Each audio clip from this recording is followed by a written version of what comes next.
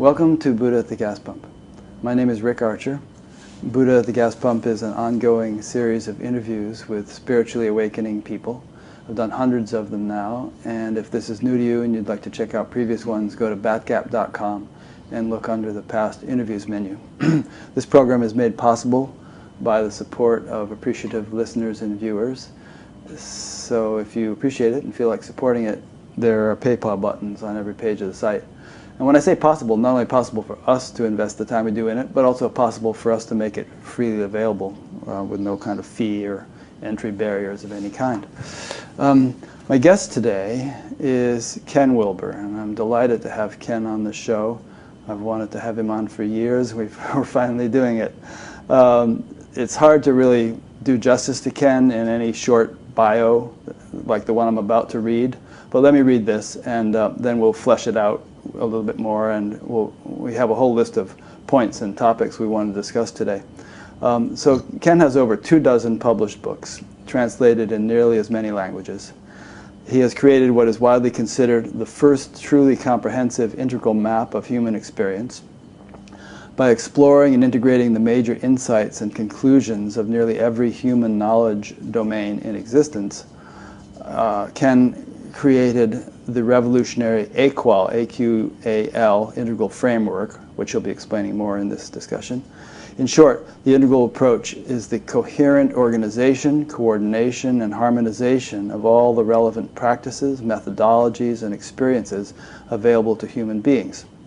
Ken states, you can't realistically honor various methods and fields without showing how they fit together. That is how to make a genuine world philosophy. He is the founder and of the nonprofit think tank Integral Institute, co-founder of the transformational learning community Integral Life, co-founder of Source Integral, exploring the nature of integral society, and current chancellor of Ubiquity University. So, welcome, Ken. Welcome. Good to be here. Yeah. Let's throw in a few little biographical tidbits. I listened to one interview you did in which you said that you wrote your first 10 books while working full-time as a dishwasher. I thought that was interesting. So, yes, I did all of my formal education in things like I went to Duke University and medical school, decided that wasn't really creative enough. I switched over to biochemistry, get a graduate degree in that. I thought I could do research. But none of those are really addressing all of those sort of silly questions about who am I, why are we here, what does it all mean? And it was about that time that I discovered Eastern traditions. And this just blew me wide open. I'd never heard anything like it. This certainly wasn't the spirituality that I got in Sunday school. And so I just became absolutely totally enthused with these, what seemed to be much deeper approaches to spirituality, and seemed to steer away from the, frankly, really problematic sort of fundamentalist approaches. Every word in the Bible is literally true. Moses really did part the Red Sea, all that kind of stuff. Yeah. And these approaches to spirituality had nothing to do with that.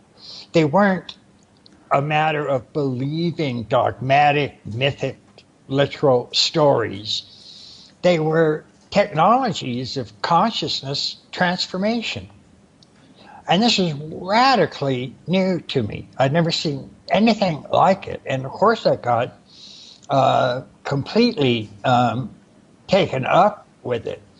And so I began practicing Zen. I started studying Vedanta. I managed to come back around to forms of Christian contemplation, working with Taoism. I went through at least a dozen of the world's major traditions. While I was doing that, I had dropped out of graduate school because that just really wasn't interesting me at all. And I was with a woman at the time, and we eventually got married. We're married for 10 years. And I came home one day and said, I'm gonna drop out of graduate school, and I want to write a book. And I told my professors that. They were used to, talking about biochemical pathways and biophysics research and so on. And I said, no, I'm going to write a book on the soul and consciousness and stuff. And they just absolutely freaked out. They thought I'd gone completely stark raving insane. But I did. And after studying, well, the initial approach was I would study a particular approach, like let's say Gestalt therapy. Then I would study Zen and practice them. And then I would look at psychoanalysis, and then I would look at Vedanta. And there was something profoundly correct and important and useful in all of them. But unfortunately, most of them also contradicted each other, disagreed with each other in really profound ways. And this started to become confusing to me. And it dawned on me that before I was going to be able to get from sort of an unhappy state to a happy state, I was going to have to get from this confused state to an unconfused state. So I really wanted to know how all of these various approaches fit together. If there wasn't some sort of larger, overall integrating framework that would allow each of their respective strengths to fit together in a way where they weren't just blatantly disagreeing with each other. And so I spent a couple of years studying that, and when I was 23, came up with my first book called The Spectrum of Consciousness, and it gave at least one version of how to bring together all of these major approaches to self-realization, including Gestalt, psychoanalysis, Jungian, Vedanta, Zen, Taoism, and so on. And the book is called, like I say, The Spectrum of Consciousness. And even though I was 23 at the time, it sort of catapulted me into a kind of semi-fame. And that got my career started. So what I had to do, though, in order to make a living, is I agreed with my partner, the woman I was living with, that we would just split costs down the middle. So we'd each pay half the rent, each pay half the phone, that kind of thing. So I had to go out and get some sort of job. And I ended up basically working in a place called the Red Rooster Restaurant. And it was the finest fried chicken in a 5-state area. And so working there, and ended up, my job there was bussing tables and washing dishes, which, by the way, is the lowest possible role in a restaurant that you can have. That's the bottom of the bottom of the bottom of the jobs that you can get. It turned out to be sort of perfect for me because I was very, very much into Zen at that time. So those kinds of roles, had a very sort of Zen flavor to them. And so it all kind of fit together. But I did, for the next 10 years, work as a dishwasher and a busboy. And I also, during those 10 years, wrote about a book a year. And so that's what kind of really, really got me into the field. And then after the point that I'd written about 10 books, and these are being translated into eventually upwards of almost 30 foreign languages, then I could start to support myself. And that's just essentially what I kept doing all the way to today. Cool. I have a follow-up question. It'll take me a minute to ask, and then you can go with it. So you mentioned a number of things you had done, and a couple other things I had been aware of were Adi Da, TM, Philip Kapleau, some Tibetan Buddhist masters, Shabda Yoga. And There's a number of years ago you made a video where you hooked yourself up to an EEG machine and showed how different kinds of meditation change your brain waves. I think it's called Ken Wilber Stops His Brain or something like that. And at one point you suspended virtually all your brain waves while maintaining what you described as a certain kind of witnessing. You mentioned that you were doing a very specific and rare kind of meditation to achieve this. So I have a two-part question. Is it possible to describe the meditation you were doing? That's one part. And second part is, many people I interview say they have experienced a significant and abiding awakening. At the risk of putting you on the spot, have you? Yeah. Okay, well, that Ken Wilber Stops His Brain Waves, that's not actually a specific type of meditation that's taught in almost any of the traditional forms of meditation. There are some similar ones. In Theravada, for example, you can get into what's called Nirvikalpa, or even deeper, something called Nirod. Nirod means complete cessation, so that no objects arising in manifestation at all. And it in the deepest form of that is the state of nirvana, where there's just no samsara, no manifestation arising at all. And those are very real states. We saw shocking examples of them during the Vietnam War, where monks protesting the war would get into their lotus position and then get into that state of nirod or nirvana or cessation, where nothing is arising, no manifest form is arising.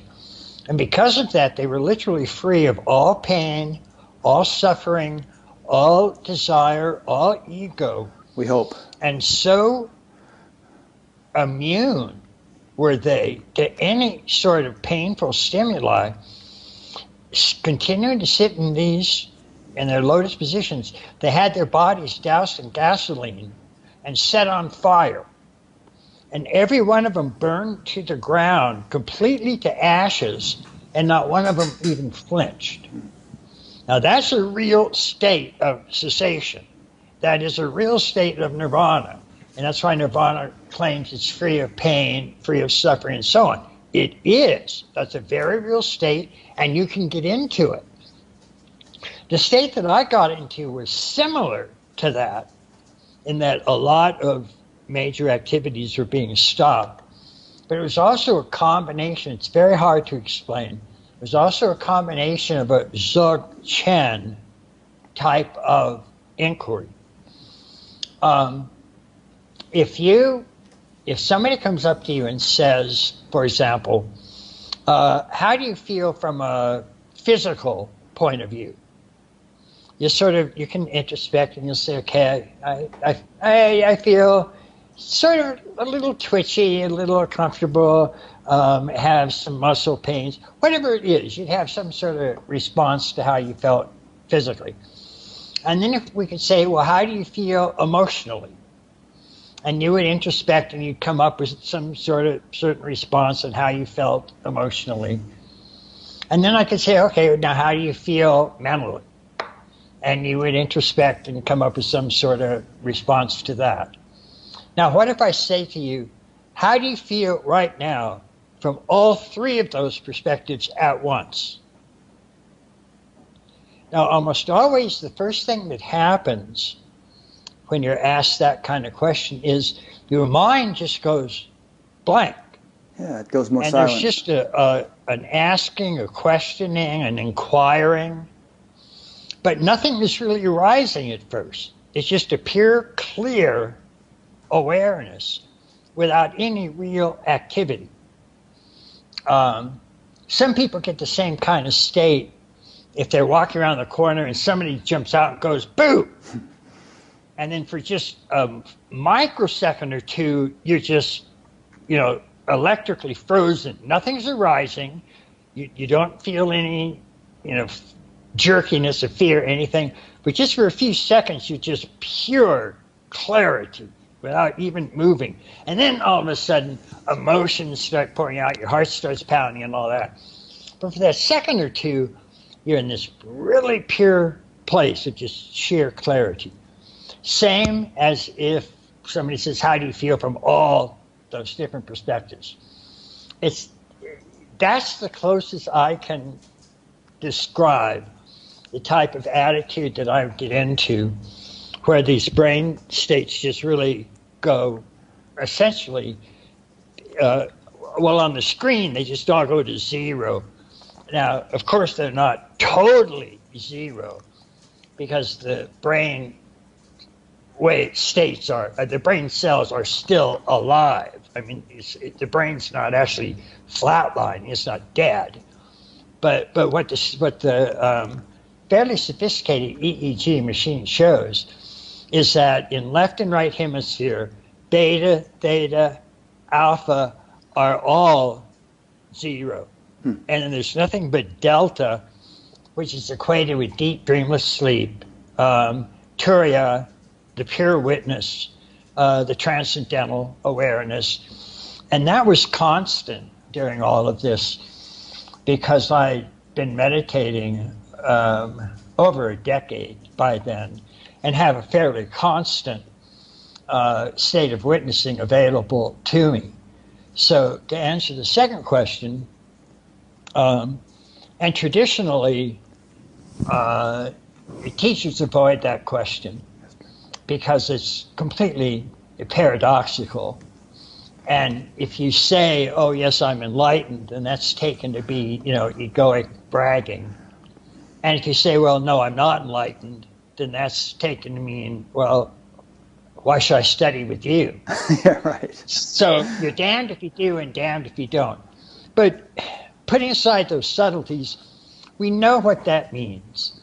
We know that even though the enlightened state is said to be almost universally to be a state that's ever present, that cannot be attained, because it's literally 100% of it is present right now, and you are 100% aware of it. So there's no bringing it into being. It's absolutely unattainable. The Prajnaparamita Sutras say over and over and over again, if you could only understand that enlightenment is unattainable, you would be enlightened. And it's unattainable because it's already present. You can't attain that enlightened state any more than you can attain your lungs or acquire your feet. Also, everything that anybody attains is usually something other than themselves. I attain a certain job or I attain a certain experience, but what we're alluding to here is something which you are. It's not anything other than yourself. And then the paradox is, yes, that's true. And usually when you have a so-called, satori or metamorphosis or moksha, one of the most common things that people will report when they get that oneness with everything is, as extraordinary and outrageous as it can feel, a very common component is, oh, that, God, I really have known that my entire life, before my life. I've known it before the Big Bang. I've always known this. And that's a very strong part of genuine waking up experiences. So Zen actually has a statement that sort of encapsulates this paradox. And it goes like this. If in training for the Tao, if there's any discipline, any attempt to get it, then the completion of that discipline marks the destruction of the Tao. However, if there's no discipline in the Tao, one remains in ignoramus. So that's the paradox. It's always already fully present, literally 100%, and there's never a point in your life when you're not directly in touch with that fully enlightened mind. And that includes during waking, dream, and deep sleep. It's a constant consciousness that is always present. But clearly, there are times when you realize that, and then you can also look back and realize there are times you didn't realize that. So it could be fully present, but you still didn't see it. And then when you see it, one of the things you realize is, I've always known this. Mm-hmm. This is the one thing I've always known. This is the only thing I can know. It's the only thing that's real. Of course, I was aware of it. So within that paradox, understanding that, well, the first sort of satori I had was with a Zen teacher named Katagiri. And I'd been in a state of witnessing for several days. And he knew that.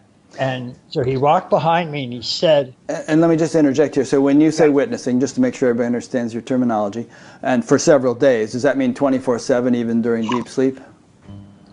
Yes. Okay. And then Katagiri said, the witness is the last stand of the ego. And with that, the witness just completely disappeared.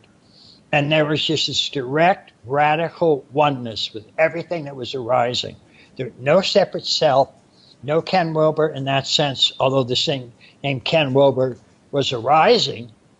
I wasn't identified with that any more than I was with the chair, table, or the woods outside.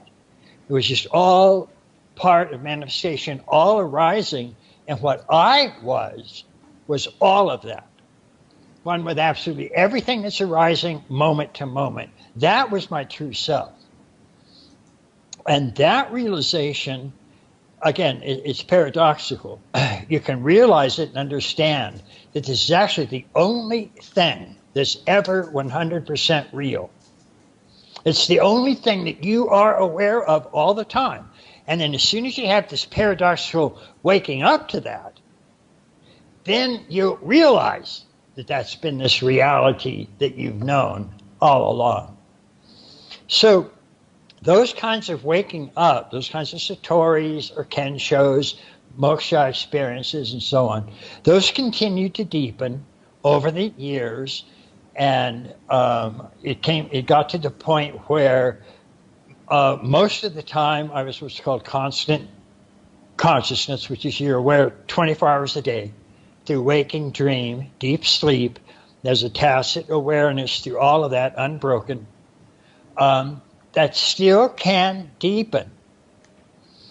And I think actually there's almost no limit to how much it can keep deepening. Even though when you get those early realizations, they are staggeringly profound.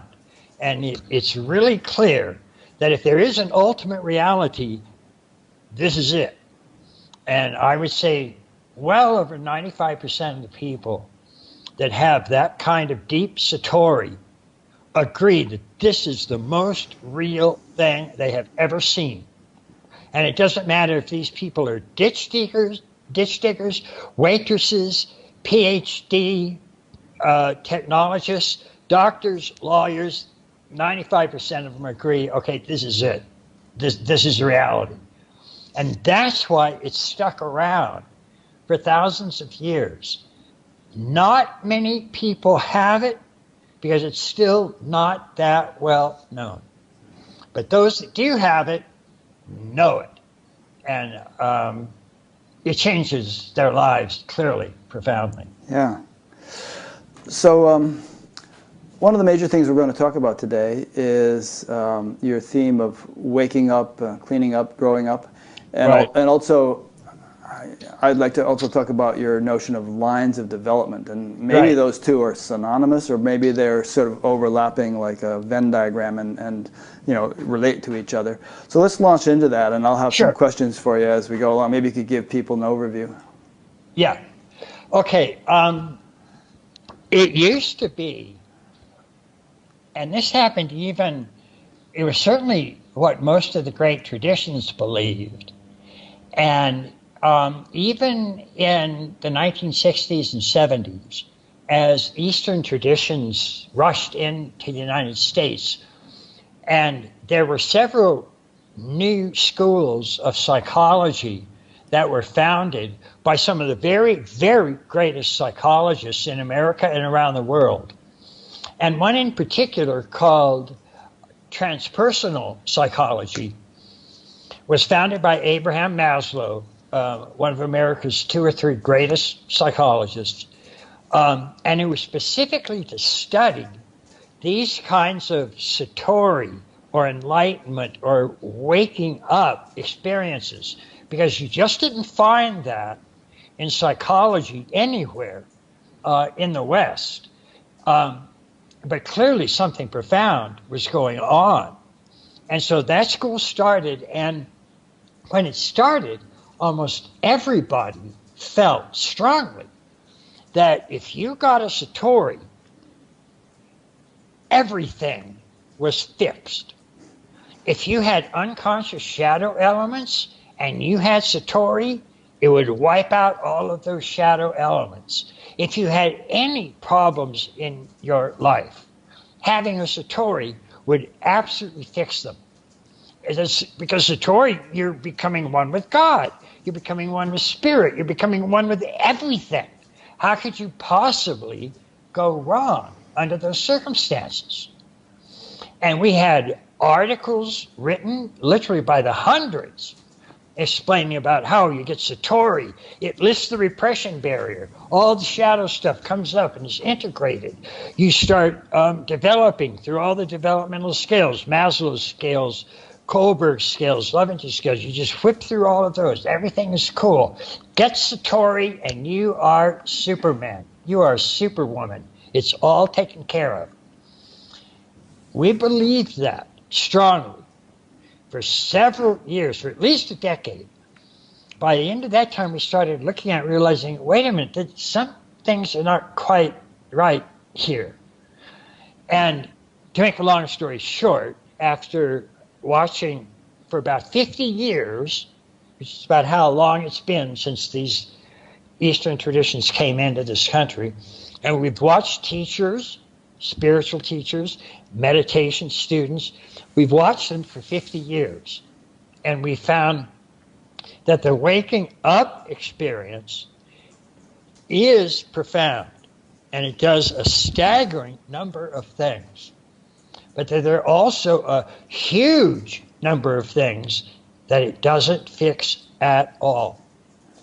And you can just list, there are dozens, not even obvious things like it won't make you a great banker, get satori and you won't know how to do the Schrödinger wave equation in quantum mechanics, get satori, you won't be able to run a 4-minute mile, get satori, you won't lose 80 pounds, ugly way. I mean, enormous number of things it didn't do. So what did it do?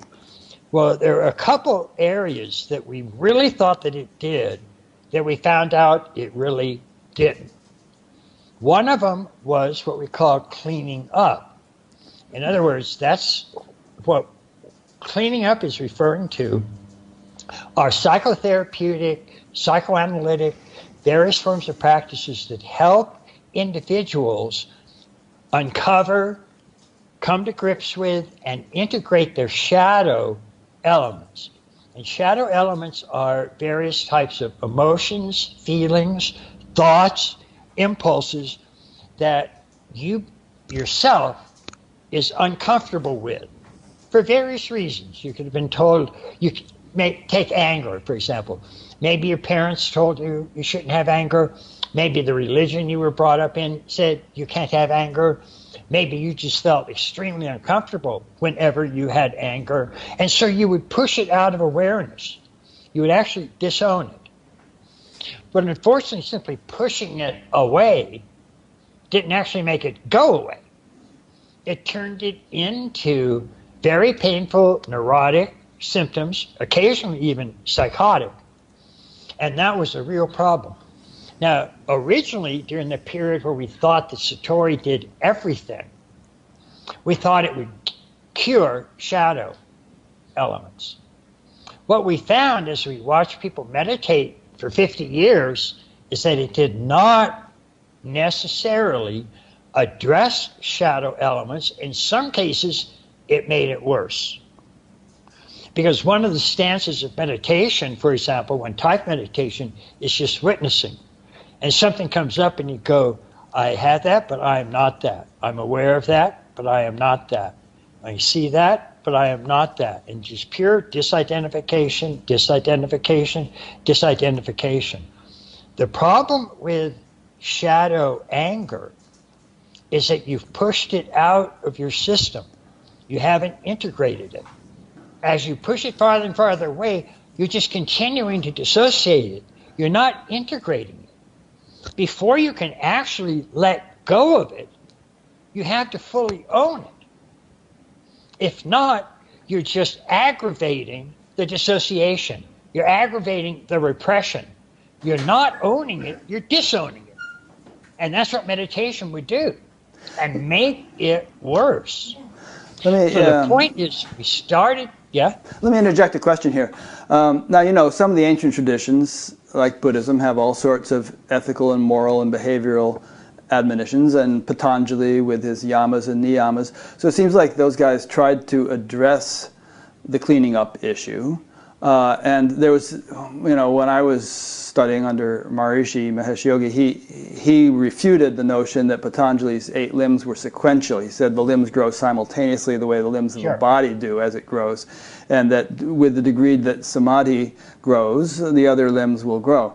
But, you know, as you've been saying here, that doesn't seem to have panned out in the real world. So I'm more inclined to think along the lines that you're saying now. But what do you make of the fact that these ancient traditions did seem to try to address the cleaning up issues? That's very straightforward. Mm-hmm. If you let me just give an example. Let's say of where I'm repressing my anger, and so my anger starts to show up in a recurrent dream I have, where there's a monster chasing me that wants to eat me and devour me. And what I feel every night in that dream is fear, because this thing is about to eat me. This monster that is my projected anger is now coming after me because I'm not owning that anger. And so when that angry monster is coming after me to eat me, I feel overpowering fear. And I'll wake up, you know, breathing fast and sweating and go, oh my God.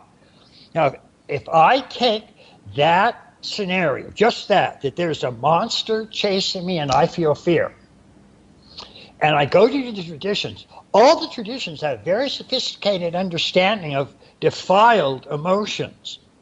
They don't understand repressed emotions. So if I go to a tradition and to a teacher and present this complaint, here's a dream with a monster chasing me and I'm feeling fear, then what would happen, like in Tibetan transmutation processes, is they would work with the fear as the primary emotion, and they would teach you to go into that fear and have it transform into a higher wisdom, which is how many traditions would work. Now, the only problem with that is it's working with that fear that it's working isn't an authentic emotion. It's a diseased emotion. It's emotion. It's the product of repressed anger. No tradition knows that. So what would actually happen if you took that same dream to, like, Freud or Fritz Perls? They would first say, okay, we want you to talk to this monster back and forth, establish a relationship, find out what it wants. Why are you here? What are you doing? Why are you doing this to me? And then change places. You play the monster. And so now you're sitting there, I want to eat you, I want to kill you. And so as you play the monster, you're getting in touch with this deep anger. And so you go back and forth talking that, and so then you're going from being a person that has fear to being a monster that has anger. Now that anger is what the real emotion is. That's where it started. That's the authentic emotion. And so the final step is, okay, now you identify with that monster. Let that monster be you. Re-own it and re-own that anger. So you take that anger back. You're not taking fear into yourself. That's a false emotion. And if you take that false emotion into yourself, you produce a false wisdom. You first have to take the anger back and make that real so that you have the anger pointing that way. The monster is you. You're simply projecting it. You won't get that in any of the traditions because that kind of repressed emotion wasn't discovered until about 100, 150 years ago by Freud, Jung, Adler, Otto Rank, and so on. So we find that understanding of actually repressed, dissociated emotions, we find that only in the modern West. We find it in none of the spiritual traditions, East or West, anywhere. All they do is work with whatever emotions are there. But they don't understand all of the psychodynamic processes that can make those motions to be false and inauthentic emotions. They're not the real source of the problem. The source is an even deeper emotion that's getting repressed and then turned in to these other emotions. That's what the traditions work with. Cleaning up works with the actual source of the emotional problem. And that's why we found that even as people meditated, some people have been meditating 50 years, and their shadows, meaning repressed emotions, were not only not getting better, in many cases they were getting bigger. Because as I said, it was making some forms of meditation make repressed emotions worse. So what we're saying is that there is a process of waking up. That's incredibly important. But this process of cleaning up, working with actually repressed, dissociated, disowned emotions, that's a discovery humanity figured out only about 150 years ago. Yeah. And so that's much too recent to appear in any of the world's great spiritual traditions. And in fact, it appears in none of them. So those are the two things. That's one of the things that we split off. You can't expect a spiritual teacher. What you can expect them to do is help you wake up. If they're a good teacher, if they're an authentic teacher. Not all of them are. But if they're authentic, that's what you can get.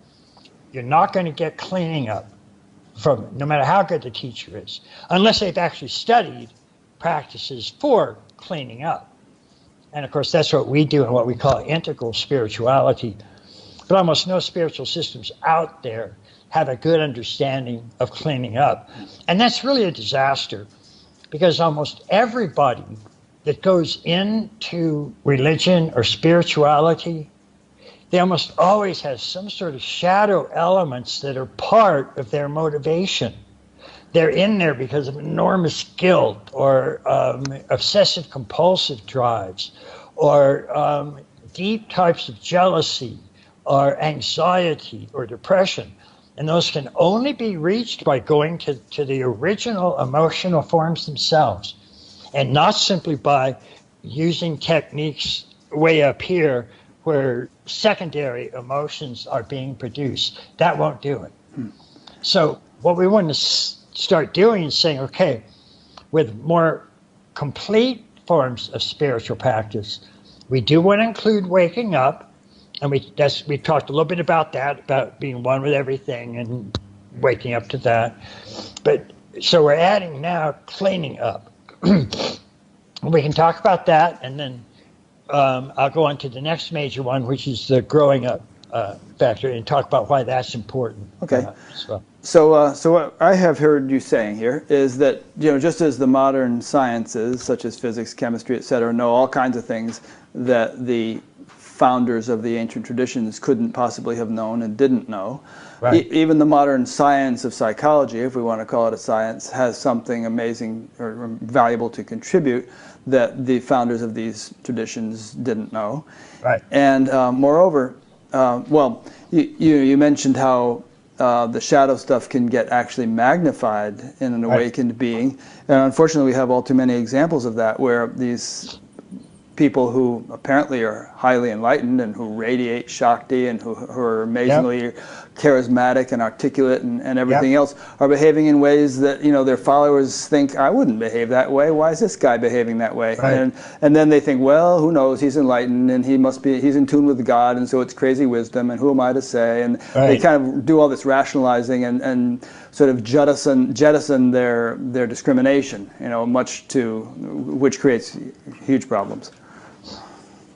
Yes, yes, that's part of the problem, and that's part of, if spirituality is going to actually survive into tomorrow, it's clearly going to have to take these things into account, and we'll see this especially when we get to the topic of growing up.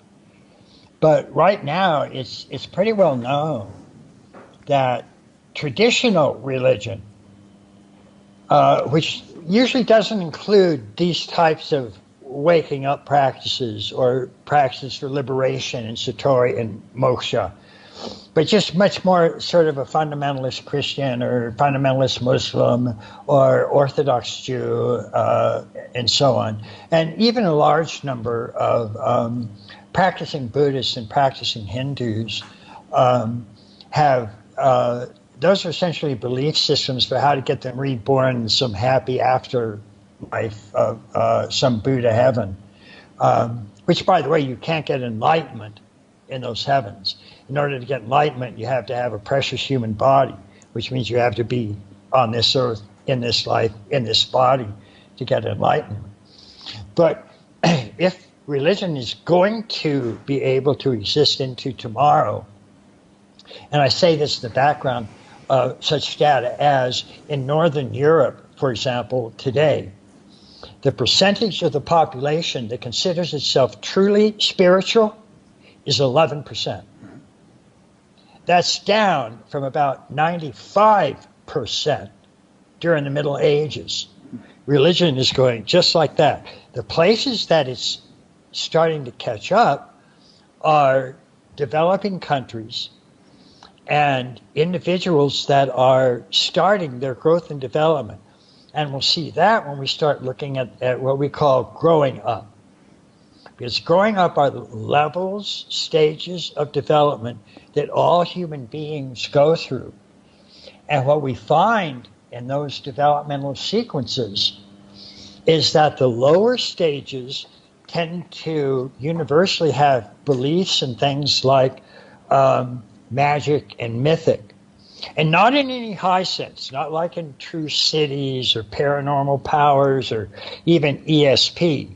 There's a fair amount of evidence that things like ESP exist. We're talking, when we say mythic in this case, we mean something James Fowler called that stage of spiritual development mythic literal. Because people believe in myths and they believe that they're to be taken absolutely literally. So if you're a Christian fundamentalist, you believe that Moses really did part the Red Sea, that Lot's wife really was turned into a pillar of salt, that God really did rain locusts down on the Egyptians. The locusts might have happened, I think, but I don't know about the other two. Could have been some environmental plague or something like that Utah had when there was this huge locust invasion at one point when the Mormons first went out there. But anyway, continue. Yes, well, any of those, Christ being born of a biological virgin, those kinds of things. But the higher stages of growing up don't have those kinds of beliefs at all. And if we use, well, before I come back to that, let me give a quick intro to really what cleaning up is. Sure. Um, because what we found is that human beings have perhaps upwards of a dozen multiple intelligences. They have cognitive intelligence, emotional intelligence, aesthetic intelligence, interpersonal intelligence, linguistic intelligence, spatial intelligence. They also have something called spiritual intelligence. And spiritual intelligence is just that. These are called multiple intelligences. And these have to do with how individuals think, how they use their intellect to reason about moral situations, aesthetics, interpersonal interactions. There's a moral intelligence, and that means thinking about morally what's the right thing to do, and so on. There's a difference when it comes to spirituality between waking up, which is usually a direct spiritual experience, and then spiritual intelligence in growing up. And that's simply how we think about spirit. It's an intellect. So it's how we intellectually conceive of God or spirit or ultimate reality. Even when a new atheist is thinking about ultimate reality and trying to decide whether it's there or not, that person is using their spiritual intelligence. They're deciding that there isn't anything like spirit. But whenever the multiple intelligence called spiritual intelligence is anytime human beings think about ultimate realities, or think about what Paul Tillich called ultimate concern. By definition, they're using their spiritual intelligence. Whether they're atheists, agnostics, Buddhists, Hindus, doesn't matter. Now, spiritual intelligence, like all of the multiple intelligences, they're all very different from each other. But study after study has shown that they all go through essentially the same levels of intelligence. So you have different lines going through the same levels. And it's hard to find names for these levels of development because almost any name you use will be coming from just one of the dozen multiple intelligences. So if you say, well, this level is a level of conformist belief, well, that's true in the moral line of development, but it's not true in the cognitive line of development. And you can be at a formal operational universal level of cognitive development and have an extremely low level of moral development. These can all occur at different rates, at different levels. So I was giving examples of Nazi doctors who have very high cognitive intelligence and very low moral intelligence. So you can see, we call it a psychograph, that you can map out how far a person is in cognitive intelligence, how far they are in moral intelligence, how far they are in emotional intelligence, how in aesthetic intelligence, and spiritual intelligence, and so on. Let me ask a quick question here. You know how if you pull the leg of a stool, the other legs come along, or a table, they're tightly correlated. Do you feel that with these different lines of development that there's any correlation whatsoever, even like a big stretchy rubber band, or do you feel that they're completely unconnected, like a stool that's been sawed into pieces and you can pull one leg without influencing the others to any degree?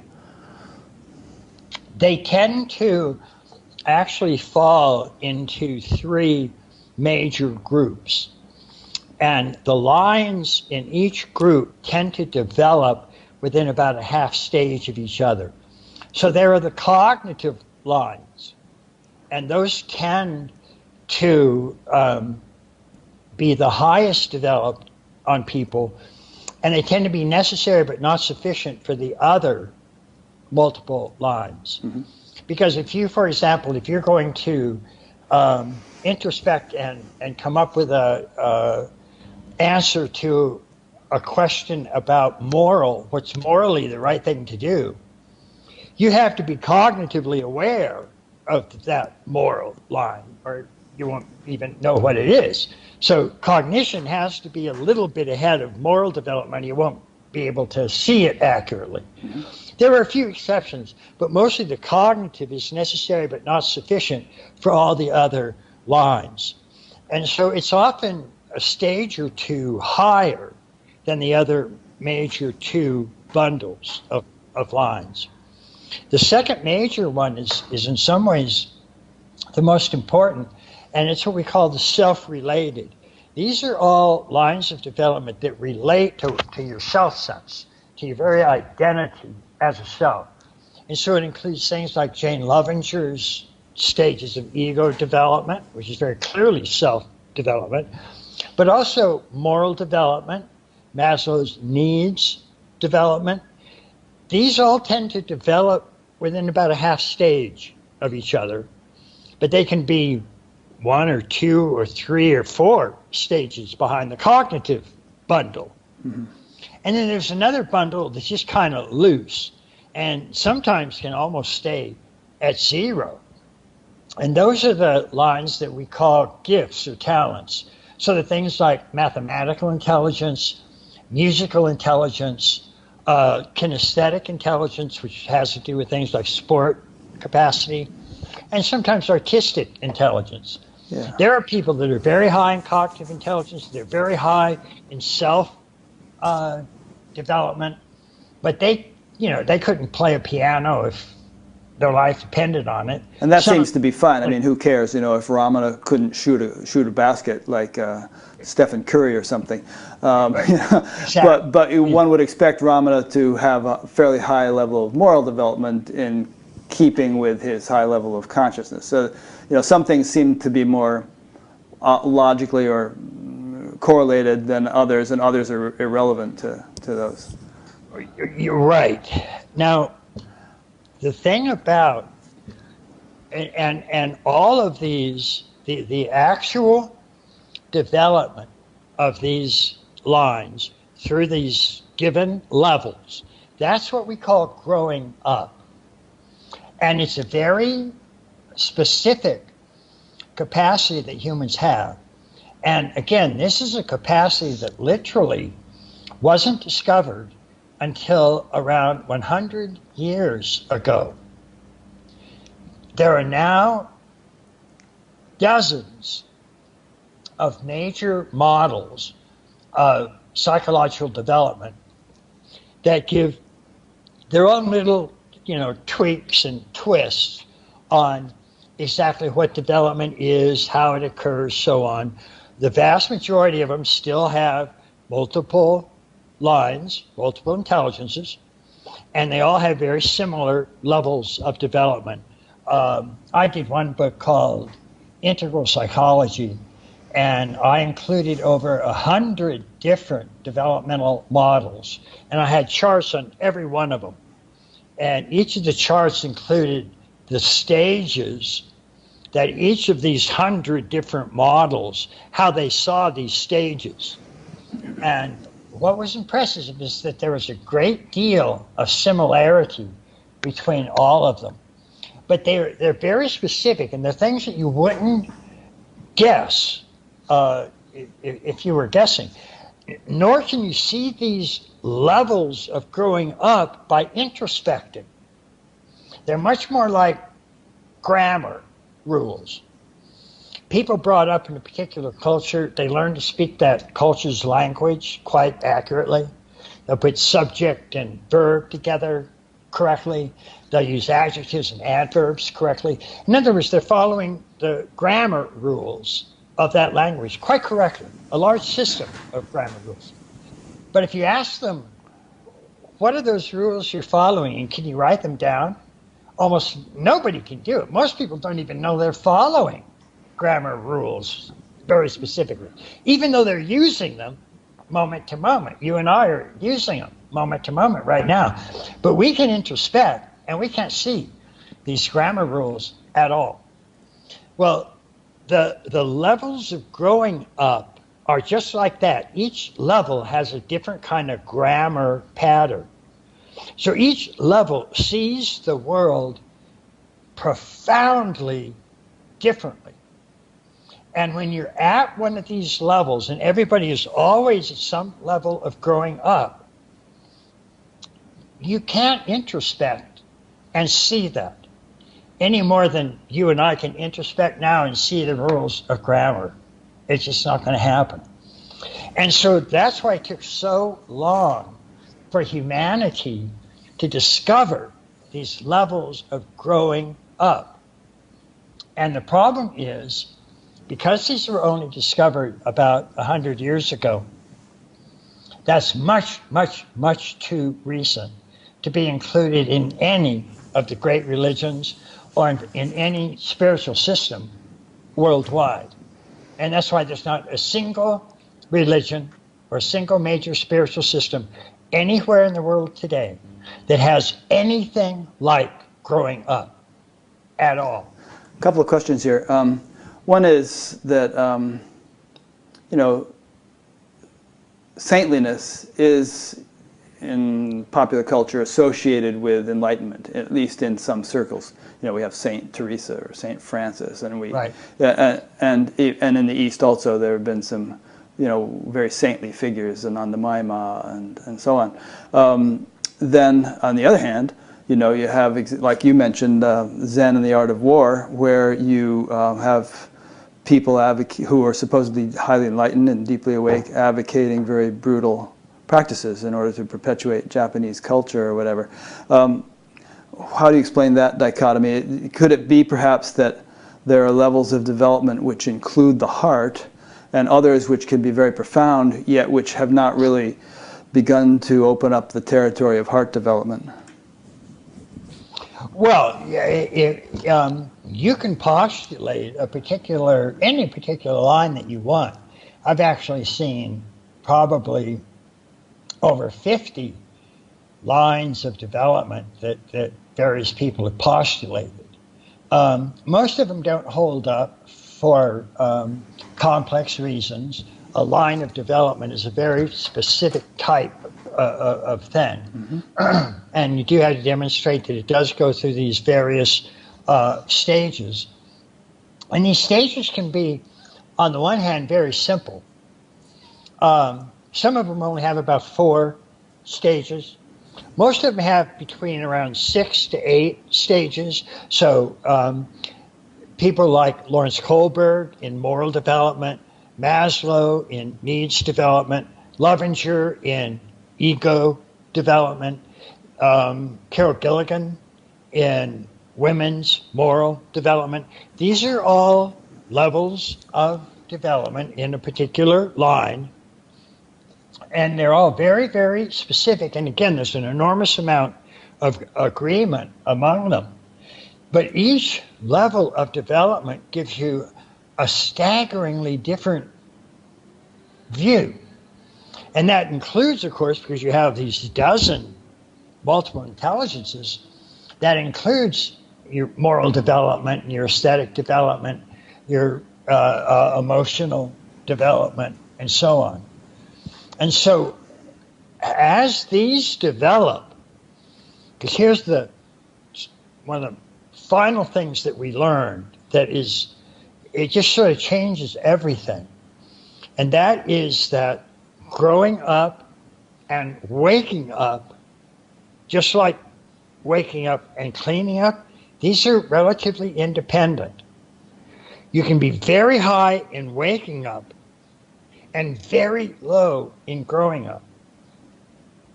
You can be very high in growing up and never had a waking up experience in your entire life. These are 2 very different things.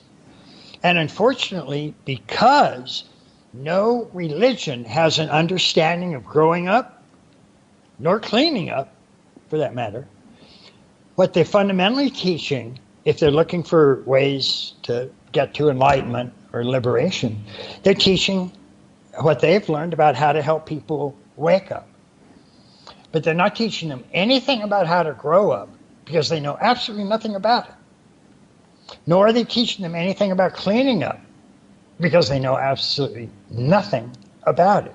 So wait a minute now, if they know nothing That's, about it, and if there isn't any correlation, then how is it that there does seem to be a fair abundance of saintliness among the scriptural records of enlightened people, you know, full of compassion and great love and devotion, and there's all sorts of things like the Bhakti Sutras and all. There does seem to be some kind of correlation, but there are flagrant violations of it, you know, nonetheless. well, that's the point. And when all the traditions have some forms of ethical guidelines. That's not what I mean when I say growing up. Well, people who actually embodied those guidelines, not just guidelines, but people who seem to be spontaneously living a saintly life, who are also apparently enlightened. There seems to be, you know, a fair number of those people that you can recount if you read all the stories and the Puranas and all that. But the problem with that is when all of those stories were created and they had certain waking up, when they talked about, well, let me first give a very simple version of growing up, and you'll start to see the problem. Okay. We can use Carol Gilligan's version in this case. She found 4 major stages that all women go through in their moral development. We also find that men go through similar stages, but in a different voice. Her first stage she called selfish, and we also call that egocentric. The woman cares only for herself. The second stage she called care, because the woman extends care from herself to a group. Now this group, or tribe, or clan, or nation, is just one major group. It's not all groups, because that would be too big a step for this developmental. You have to take it one step at a time. And so the first step is expanding your care from just yourself to a larger group of people. So this is called not egocentric, which was the first stage. This is called ethnocentric, because it's focused on a particular group. And ethnocentric means just that. It's prejudice to that one group, because that's the only group it can identify with. That's the only group that it can feel has the one true way. And so it's notorious that virtually every ancient culture felt all other cultures were barbarians, were savages, that were not really up to them. And this included people that were doing waking up. They felt the same way about these others. They say Papaji hated the Pakistanis. To theirs, not to others. Right. The next stage beyond care, Gilligan called universal care. That's where the woman extends care to all groups, to all human beings, and attempts to treat all of them fairly, regardless of race, color, sex, or creed. And in her final stage was integrated, where the woman learns to integrate both masculine and feminine forms into her being. Now, historically, the first time that humanity went from ethnocentric, and by the way, ethnocentric was the first time that humanity started to develop paths of waking up. This is where we got Zen and Vedanta and Sufism and Christian contemplative mystical forms of prayer, cloud of unknowing, Upanishads, and so on. These were all at ethnocentric stages of development. So you could take somebody like a Christian fundamentalist who had had a profound waking up experience, and by the way, history is full of them. Almost all of the early Christian saints that were so full of love and care were at ethnocentric stages of growing up, even though they were having profound experiences of waking up. Remember, these are now 2 different things. So on the ethnocentric side, the Christian fundamentalist has a profound experience of waking up, but he's convinced, and it's an authentic version of waking up. History's full of them. But he's convinced, as a fundamentalist, that the only other kind of people that can have this experience are those who accept Jesus Christ as their personal Savior. If you don't do that, you can't have this experience. Sorry.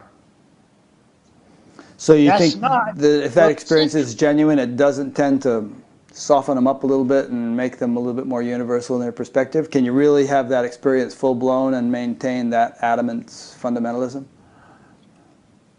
every saint in history did. Are you sure? That's a bit of a blanket statement. I don't know. I can't argue with you on that because I can't think of any exceptions off the top of my head. But I know in my own experience, I've become much more broad-minded over the years, just through my own growing experience. It's enabled, even doing this show, I'm able to talk to such a wide variety of people. And there's a quote from you someplace here about, I have one major rule: everybody is right. More specifically, everybody, including me, has some important pieces of truth, and all those pieces need to be honored, cherished, and included in a more gracious, spacious, and compassionate embrace. I feel like, personally, I've grown in that kind of perspective over the years, and if me, then why not, some of these great sages and saints? Well, very simple. You live in a world that's global in its dimensions. You're fully aware, not of just egocentric and ethnocentric stages of development. That's all somebody 2,000 years ago had. There were no world-centric stages of development. They hadn't emerged in evolution yet. They didn't emerge until around the Western Enlightenment. And so at that time, in about a 100-year period, from around 1770 to 1870, slavery was outlawed for the first time in all of history. None of these previous cultures that had waking up and had saints that were compassionate and loving and caring, Buddhist monasteries had slaves. St. Paul recommends to slaves, love Jesus Christ and obey your master. These are deeply racist organizations that are having waking up experiences. And when they say compassion, they mean only within the limited tribe that they feel can have that experience. And that's the problem. We see that for at least 3,000 years until the modern era. And slavery was embraced by every single one of them. So was sexism. Every one of them were patriarchal. Did waking up help that? No. There's even, and it still lasts to today. I heard a Theravada Buddhist practitioner the other day, somebody accused Buddhism of being sexist. And he says, oh, that's just not true. I can prove it. Even a woman can be reborn as a man. That's hilarious. Okay. Yes, you're not sexist. This is a huge discovery that we made only about a decade ago, that waking up and growing up are essentially different. Now, yes, in certain ways they interact. Of course, everything interacts with everything. But they can be separated, and they tend to run on different tracks. And if you look at it, there are actually different types of practices that you do when you are trying to wake up versus when you're trying to grow up. They're not the same. Practicing this won't automatically increase this. And practicing this won't automatically increase this. And so that's what's so important. The crucial item, as I see it, is that today, for the first time, literally the first time in history, we have a chance to put together waking up and growing up and cleaning up, all in one package. And we should start to say, to help everybody realize, if you're going to join a path and it doesn't include something on all three of those, you're going to get fucked.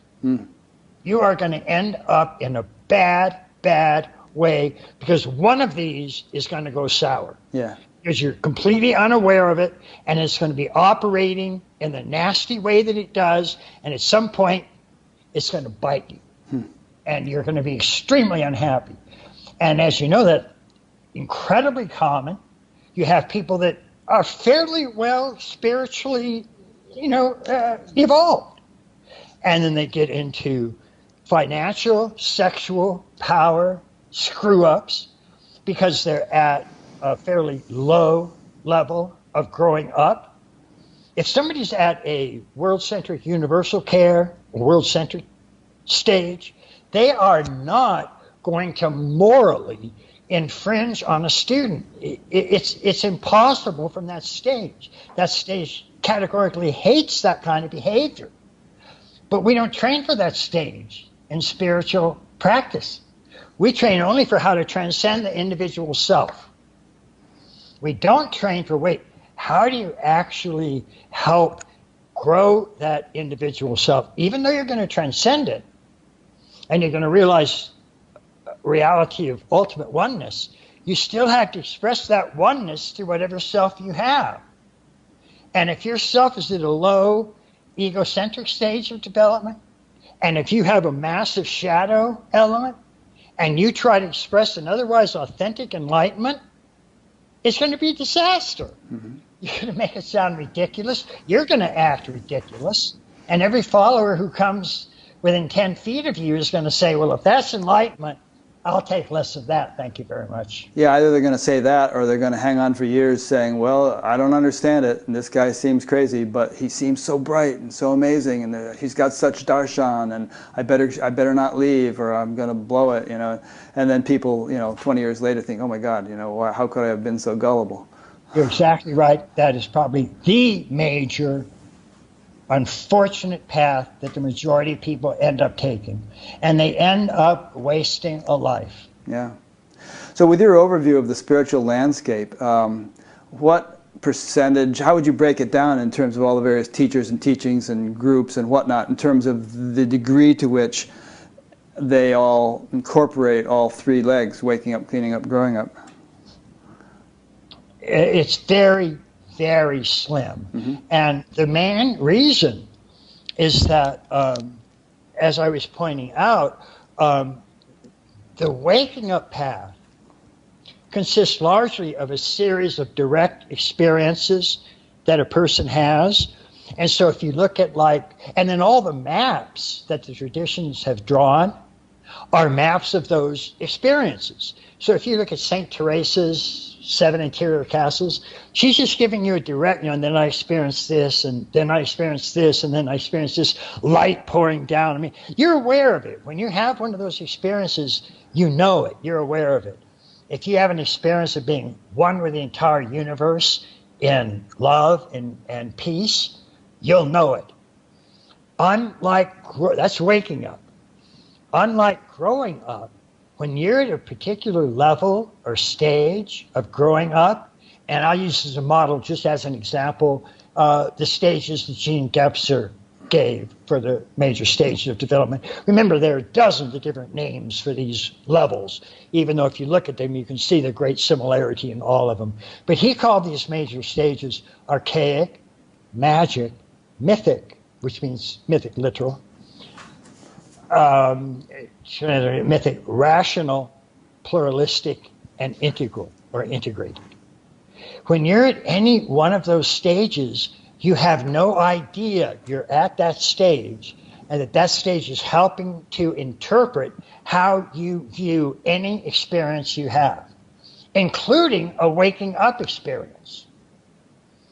And that's why you can be, and we actually have empirical studies on this recently, you can be at virtually any stage of growing up. You can be at magic or mythic or rational or pluralistic or integral, and you can have any experience of waking up from the lowest to the very highest. Those, again, are independent. So you can be, though, at a relatively low, like we say, ethnocentric stage of development and have a complete experience all the way up through full enlightenment. And we also have empirical tests on that. One of the really telling ones was a group of researchers took a large number of people, and this was a subjective choice, but they took a large number of people that the most people that they talked to felt were fairly enlightened, fairly highly evolved people that were teachers or just really advanced in their spiritual awareness, in their waking up, in other words. And then they gave them tests of about a dozen tests that are standard tests used to grade where you are on a multiple intelligence of growing up. So a cognitive test, an emotional intelligence test, an aesthetic test, and so on. And these more enlightened people that took all of these tests got absolutely average all the way across the board. They scored no higher than people that had never had a waking up experience in their life. They're two different processes entirely. And that's what's so extraordinary, because both of them are needed, because your waking up experience will be interpreted according to the stage of growing up that you're at. So, is this very common nowadays? Is this understanding out there? No. And the reason is that the actual ingredients of growing up and cleaning up, as I said, weren't discovered until about 100 years ago. Most forms of meditation, the great religious systems, are 1,000 or 2,000 years old. So this is much too recent to be included in these original spiritual systems. I guarantee you, if somebody like the Buddhists, or even somebody like the New Testament writers, if they were aware of the stages of growing up, they would have been all over them, because it governs how you interpret your waking up experience. And they would want you to experience it from the highest possible interpretive stance. They don't want you experiencing it from a selfish, egocentric, ethnocentric, Nazi level. But they weren't aware of it, so it's all got left out. So only about 100 years ago we discovered them, and it was really only about a decade or two ago that we actually realized this fact and how it fit together. I mean, the data was all lying out there, and they were all sort of doing their separate thing. And a few of us came together and said, wait a minute, that governs this and that. Jesus, we have to put this all together, or it's going to be a disaster. So it's only been a decade or two that this has been fairly well known. That said, there are, I would say, at least several dozen, I think the very best spiritual communities you can find anywhere that now use a system that incorporates waking up and growing up and cleaning up, a few other things we call showing up and opening up, but those are minor, but other items. But they are using them, and without a single exception so far, they're ecstatic. They report much better results, and they're reporting that the results stick longer. Yeah. Because you can have a waking up, and then if you're really low level of growing up, it'll just drag it down. And if you have a shadow, it'll come up and start screwing with it, and so on. I think people are coming to appreciate this more and more, about, I don't know, these days you hear everybody talking about integration, and, people are getting fed up with gurus behaving badly, and there's the Me Too movement and the Time's Up movement and all that. So it seems to be something in the air, and I think you articulate it well. It's something that's very timely. Right. What you're saying. There's a couple of questions that have come in from people that are related to what we've been saying, and I also have one of my own, which I won't forget. The first is from Maurice in Guatemala, who asks, are the levels of intelligence of the different lines predetermined?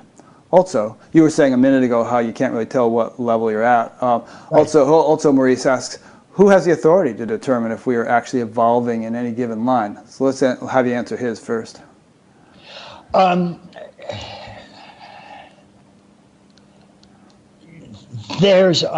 these levels fixed? No. If you go back 150,000 years ago, when humans were moving or even 1 million years ago, when humans were moving from great apes into what Gebser called archaic, in other words, the very earliest forms of recognizably human being, there wasn't more than essentially just the bottom line of development. That's all there was. There was an archaic level and little bumps of various types of intelligences that were starting to evolve because human beings would run into areas that posed a question. And the more they ran into that area that posed a question, the more they developed, they evolved ways to address that question. So if you wanted to run into something and you're looking over there and you want to know if it's raining outside, somebody would say, well, I think it's raining outside. Will you check? Somebody would go and look out of the hut or out of the sky, and they would say, yes, it is raining. So you check. So you're honing your cognitive intelligence. Cognitive intelligence helps tell you what's true. So it checks and says, yes, that's true, that's true, that's true. And so that started to develop at the first level. And then there could be also things like emotional intelligence. Women in particular started to develop that because in those early stages, men were hunting, women were generally at home caring for infants. That would change, but at those early days, that tended to be the way it was. And so women had to be very nuanced to every single emotional twitch and twinge of an infant. And that's how their emotional intelligence started to develop, to be very careful to that. Men, on the other hand, so women ended up with something like 28 different degrees of emotional intelligence. Men were just out there hunting. They ended up developing 2 degrees of emotional intelligence, forward and reverse. That was kind of that. But emotional intelligence started developing as you started running into other dangerous areas, other areas of specific questioning. The different lines of development started to develop. From about the earliest archaic to about 150,000 BC, at that point the magic stage started to occur.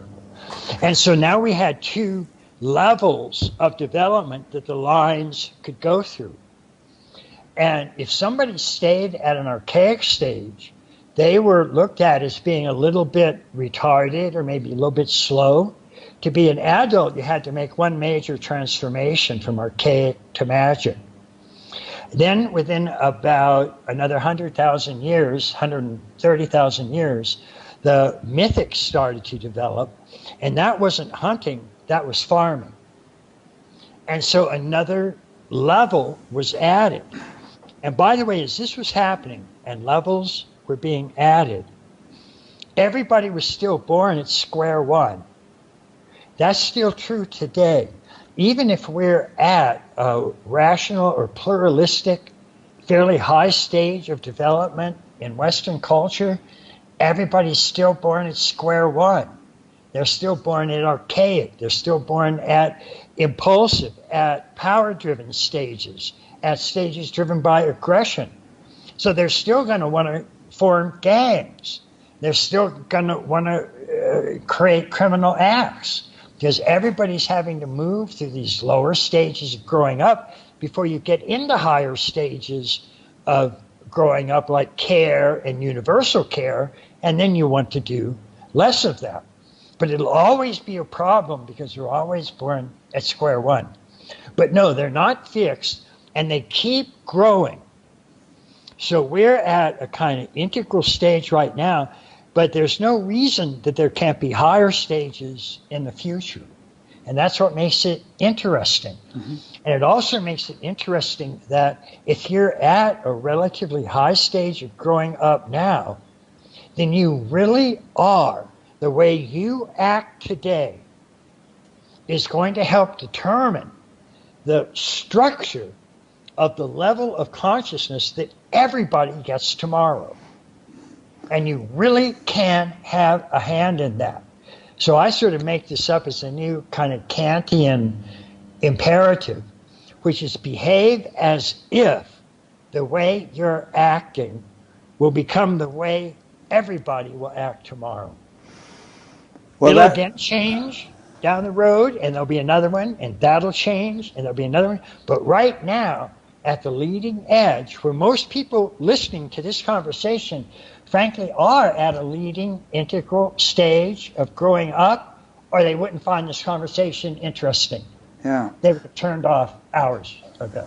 Well, so if you're still here, still listening. Or if you still listen to good old Bat on a regular basis, you're at the edge. So take it seriously. You're actually helping form the structures and levels of consciousness that will be laid down tomorrow and delivered tomorrow. So it's a big responsibility. So, no, they're not fixed. They continue to grow. And again, you can be relatively differently evolved. You can be very high in some lines, medium in other lines, and very low in other lines. And as for how to determine it, there are several different ways to go with that question, but one I'll just say is that each of these multiple intelligences have one or two different types of tests that are fairly accurate at helping you determine what stage you're at in each of these lines of development. So if you're really curious about that, you can get online, Google around, and find a number of places where you can actually take tests if you want to and figure out where you are. Cool. So, well, or you can read my books and sort of pick it up from there, get a start on it. There are lots of other books out there too, though, and I'd recommend pretty much all of them. So in the last 2 minutes, you made 2 points that actually segue into the other 2 questions I wanted to ask. The first one was you're saying, according to how you act, you're impacting society, and society is going to change accordingly if enough people act this way. And that tends to contradict something you seem to be saying, which is that there's no real correlation between your level of consciousness and your action, but maybe not. We'll give you a chance to respond to that. Yeah. But one thing I want to throw in here before you do is that a lot of people say that a spiritual awakening on a mass scale is kind of the world's greatest hope. It's the one thing which is causal or fundamental enough to possibly offset the plethora of problems, any one of which could do us in, from global warming to genetic modification, everything, all these different things that, by developing enlightenment, we're getting right down to the bedrock, and we are affecting change more fundamentally and more powerfully than we could at any more superficial level. However, if that sort of spiritual awakening wasn't even able to change the personality of so many people who have attained it, they've stayed at fairly archaic levels of behavior, how can it have any hope to change the world? It can't. Here's the problem. Again, simply having a waking up experience can happen at virtually any level of growing up. And that means part of the problem with spiritual teachers that, they put on this facade of loving care and outgoingness and wonder, but the really bad ones, you find out they've got a core of really just caring for themselves. Now, how can that happen when you have a waking up experience? Well, waking up gives you, it undercuts, it doesn't completely dissolve, because you still have to have a conventional self. You still interact with the world. If somebody calls your name, you'll still answer. That's the conventional self. That still stays. What happens with waking up is that you find a bigger awareness that you're identified with in a stronger way. So-called true self or supreme identity. The Sufis call it the supreme identity. It's an identity with everything that's arising moment to moment. And just taken in itself, that experience, we would tend to say, yes, that's what we need to help with global warming. People have to experience Gaia as their own body. Then they'll stop pissing all over it. They'll start taking care of it just as they would their own body. And that's true if they're at an integral level of growing up. If they're at lower levels of growing up, if they're at archaic or magic or ethnocentric, mythic, or merely a beginning world-centric, they're going to end up acting and expressing that waking up through those lower levels in terms of their actual actions. And that's why somebody who's really has a deep egocentric conventional self, it's going to be primarily the person that does get caught up in sexual abuse of their students, financial abuse, all sorts of authoritarian, even fascist types of actions. Even though when they sit down to do darshan, they're open and loving and caring. And sure, they are. But how do they act? They act like egocentric fascists. And that's not going to help global warming. Well, the first thing that we've learned about distinguishing waking up and growing up and cleaning up is that you can no longer just say, hey, we need just one of those to make everything better. Because, by the way, there are very large groups of people that champion just one of those. They don't know about the others. So there are people, they're still out there saying, it's shadow problems. It's all the hidden shadows that humans have that make them hate and make them greedy and make them fearful. And if we don't clear that up, we're never going to clear up all the disasters in global capitalism and crony capitalism and global warming. We've got to clean our shadows up or we're going to hell. And that group believes that deeply. There's another group that believes in growing up. That, wait a minute, if you look at the data, whether it's amount of aggression, amount of criminality, amount of drug abuse, serious drug abuse, if you look at prejudice, racism and sexism, all of those tend to happen in the lower stages of growing up. And as you get to the higher stages of growing up, those tend to go away. It's from the higher stages of growing up that you get things like wishing to stop oppression and increase inclusivity and make diversity an important thing. Those values don't come from the lower 4 or 5 stages of development. Those values don't emerge until age 6 or 7, ever. And so if you don't have growing up, you can just forget wanting inclusivity and lack of oppression and all of that. That's why it's only a higher stage that slavery was finally outlawed. That was only 100 years ago, for Christ's sakes. We've been doing this for almost 1 million years, and we only figured that out 100 years ago?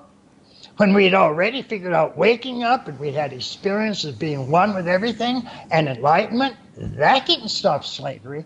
That didn't stop the patriarchy, because they were at lower levels of growing up, no matter how high they were doing with waking up. So we're past the stage now where we can say, just give us waking up.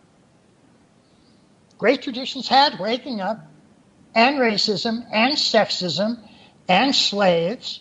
That didn't help. We need waking up and growing up. And we need higher stages of growing up, higher stages of waking up. And yes, cleaning up shouldn't be forgotten. But anything that leaves out any of those in any of our major problems is not going to work. And all we have to do is look at the world today.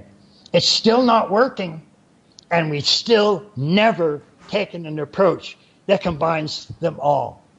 We're taking approaches that are extremely important, but we're fragmenting them off and just doing them one at a time. And it doesn't work. So, as I understand you, an ideal spiritual practice would include all three simultaneously, not sequentially, Right. that none of the three are more fundamental or influential than any of the others, that they can, that if they're developed in isolation, you can actually create more problems than you're solving, and that you really just need to develop all three in the most effective way you can simultaneously for balanced growth and for safe growth, we could say. Yes. Yeah. Exactly. Yeah. Exactly. And that's what's so extraordinary about it, is that in ways that we're just starting to figure out, because again, this specific fact of having to use them all together was only discovered about a decade or two ago. So this is still a relatively new idea, but every single thing we've done to look at it supports it in a extremely strong fashion. Mm-hmm. And people that sit down and look at it, really study the data and evidence, I would say at least 80% of them have tended to agree. So that's what we want to start to do. And if we do that, then, and we actually start developing systems that do manage to include these important elements, then that might be a system that really could be embraced by a fair number of people, even very intelligent, educated people. And when they start, getting a sense of the enormous amount of freedom that comes from waking up, the incredible sense of fullness that comes from growing up, and the incredible sense of just of cleanness, in a sense, that comes from cleaning up, this makes religion an absolutely attractive package for people. It's not, you just have to drag yourself to church and listen to some idiotic sermon for 20 minutes that will just bore you to tears. And then you sing some nice songs and give some money and then go home. That's not a very exciting package. Do you think the traditional religions are going to be revived and incorporate all three of these? Or do you think that really they are things of the past and there are going to be new forms of spiritual pursuit that will start afresh and incorporate all three? I think almost any of those could happen. Unity Church, for example, which is, I think, about the third or fourth largest church in America, a couple of years ago, it officially adopted the Aqua Integral Framework to put its teachings in. And it created 12 test communities where they started working on how to get an integral spirituality across. And that included waking up, growing up, and cleaning up. Good. Incidentally, the first thing that they found was that in order to start teaching these sort of broader topics, which really for most people, that's a lot of new stuff to learn. Yeah. It's just a lot. Wait a minute. There's how many stages of growing up, and there's waking up, and and cleaning up. There's all these colors, and these quadrants, and all this stuff. Yeah. But they found that people were inherently interested, and they started doing it very enthusiastically. And the first thing they ran into as they started to transform was their old shadow elements, particularly coming from, sort of fundamentalist Bibles saying, oh, you can't do this, or this is bad, or what do you mean Jesus Christ isn't the only world spiritual teacher?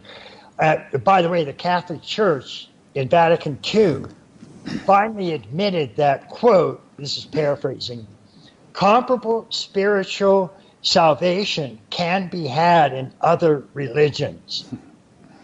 So after 2,000 years, they went from their own ethnocentric, we've got the one and only way, only Jesus Christ is it. If you don't believe in Jesus Christ, you're going to burn in hell forever, to saying, oops, other religions can give you the same salvation.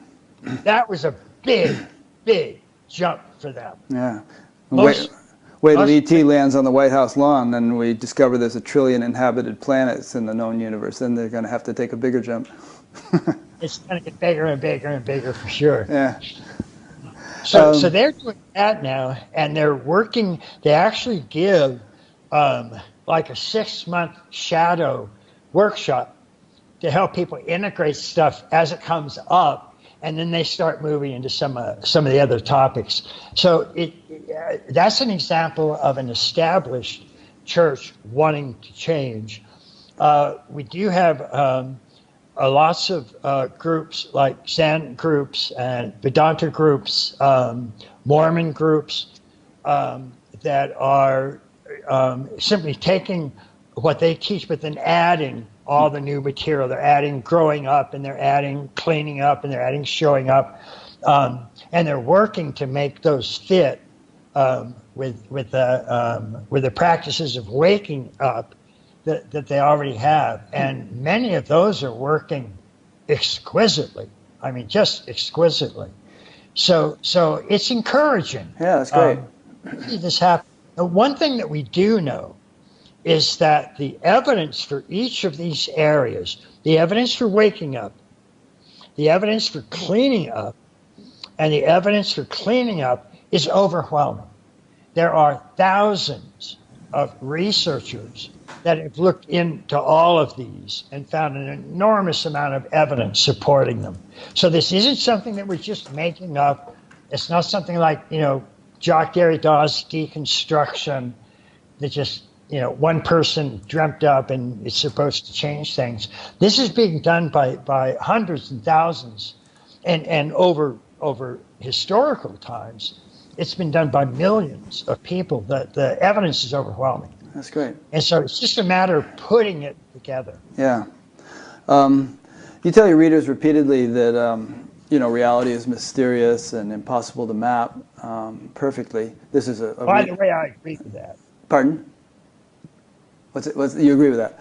Yeah. This is a reader's question or a listener's question. But then you suggest a map, and you're brilliant at working out these maps, including color-coded charts showing levels of development. And, I've heard, the questioner has heard that your followers are always trying to figure out where they and others are in this system. In fact, a few minutes ago, you alluded to looking it up on Google and taking a test. Any philosophy, including integral theory, can be overthought, resulting in concept addiction.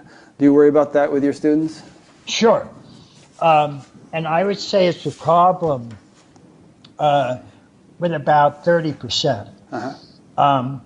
I tend to criticize it a lot because it's one of a handful of things that I think you have to really, really, really be careful about. It doesn't change the fact that each of these areas are there and they do unfold in the way that they do. And so how you relate to that is up to you. But it's still there, it's still operating, it's still hitting you day in and day out constantly. And you can take it into account, or you can just ignore it and let it have its way with you. But it is having its way with you. These things are operating, and they're operating right now. So again, you can either be aware of that or you can ignore that. I think by far the better way is, of course, to take it into account and attempt to come to terms with it. What you don't want to do is reify it, turn it into, if you look at the so-called levels of development, I've made it very clear that those are much more things like bands in a rainbow. They're very loose and merged together. They're not rigid like rungs in a ladder that you just have to step up on. And people, certain of their multiple intelligences are very high on the ladder, certain are very meteor, others are very low. They're switching sort of all the time. They're constant up and down and going and flowing. But there is, if you keep growing and developing, there is a subtle but continuing growth and increase in the degree of sophistication, the degree of maturity and development that you have, that each of these goes through. And it's not just that, it also just using it as an objective system. You can look at things happening in the world and it explains a staggering amount of material that otherwise seems just stupid or silly or crazy. It explains culture wars really well. It explains international politics really well, and so on. So there's a broad spectrum of uses that you can have for something like this. You brought out a point in, I think it was your Integral Buddhism book, which I've been reading the last couple of nights, that or maybe it was an article you wrote, to experience enlightenment in today's world is not to become any freer than the ancient sages, since emptiness doesn't change, but it is to become fuller, since the world has grown in complexity. I found that fascinating. It's as though in a more diverse, complex, dynamic world, enlightenment, if you can attain it, is actually going to be more interesting in a way than it would be in a much more primitive world. Right. It started out, and the idea was there was a world of samsara and there was a world of nirvana, and you had to get off the world of samsara, just gone off of it, get rid of it, and embrace just the world of nirvana. And that was what Gautama Buddha originally preached. And that's what Buddhists practiced for 600 to 800 years. And then a gentleman by the name of Nagarjuna came along. And he said, wait a minute, there's something not quite right about that. Nirvana is real, samsara is real, but they're not split. There's a deeper unity underlying them that makes them one, or what he technically called non-dual. They're not two. So the Heart Sutras say that which is emptiness is not other than form, that which is form is not other than emptiness. That meant exactly that which is samsara is not other than nirvana. That which is nirvana is not other than samsara. And so with that, we got a whole switch in ideal from an airhat who promises to get into nirvana and get off the world of samsara forever, to the bodhisattva who promised never to get lost in just nirvana, but to find the unity of nirvana and samsara, and to therefore stay in both of them, as he helped individuals in samsara gain their own enlightenment, which was to realize the profound unity of nirvana and samsara. Yeah. And so being able to work those both together, realizing that you're not looking for a kingdom that's not of this earth. You're looking for a heaven on earth. You're looking for where heaven and earth are not two. And to make that the paradise. That's a completely different change. And that's a change that has an enormous nobility to it and an enormous care. And that's why compassion became so big to Mahayana Buddhism. It was said that even Plato, who originally had, just the shadows in the cave and then the light outside the cave, and the idea was get rid of the shadows, find the light. According to Lovejoy in the Great Chain of Being, Plato then, in his final form, said that shadows were actually just a manifestation of light, and you were to find the unity between the two of them. This is something we tend to see happen around the world. That there was first the idea that the manifest world is broken, it's fallen, it's alienated, it's shot through with original sin, it's marked by dukkha, and it's inherently suffering, every bit of it. And your goal is to get the hell off of that realm entirely and find a realm that was free of all of that. And finding that freedom was your religious salvation. That's what salvation meant, was getting off of this broken, horrifying, suffering world. Well, life tended to be that way. I mean, a toothache could kill you. There was a good chance childbirth was going to kill you. The average lifespan was maybe 30 years, so you couldn't blame people for Absolutely not. And that's what's so interesting, that when everybody from Nagarjuna to Plato to Plotinus started saying, wait, these are actually two different aspects of one underlying wholeness. Our job is to find the wholeness, not to latch on to just one half of that broken whole. And everything started changing at that point in the waking up dimension. And that's profound. That's, in a sense, still where it is to discover this non-dual reality. But then part of that non-dual reality, of course, is how we express it. Do we express it through egocentric modes, through ethnocentric modes, through world-centric modes, or through integrated modes? It's our choice. We can do it at either. Yeah. And they're all profoundly different. And the lower ones offer horrifying problems. And the upper ones offer an enormous amount of integration and wholeness that much more accurately reflects the non-dual unity of ultimate reality itself. Yeah. So this is one of the things that's really important to help bring that kind of non-dual reality, which is ever present, but to have that realization occur of that ever-presence and interpreted then from an integral, balanced fashion. And that seems to be about the best that we can hope for nowadays. Yeah. I think that the two perspectives offer very interesting implications as to what God is. I mean, the one is like, you know, God sort of really blew it in creating this creation, or he's some kind of a sadist who just wants to torture us and to make us want to get out of here. Yeah. And, you know, that the main point of being here is to get out of here. And the second one is more like, you know, what a marvelous creation. It's divine. It's the divine play. There's so much joy and creativity and infinite possibilities and wonderful things and all that. And it's sort of the divine having created the creation for the sake of Leela, not for the sake of some kind of torment. Right. Yeah. Absolutely. Yeah. And that's a big change. It is. That's a big change. And you find it east and west, not just one or the other. It's a much more pleasant perspective to live with. It is. It is. Here's an interesting question that will shift our gears a little bit. Do you think that there will be an acceptance of replicated inner experience as a process of scientific investigation?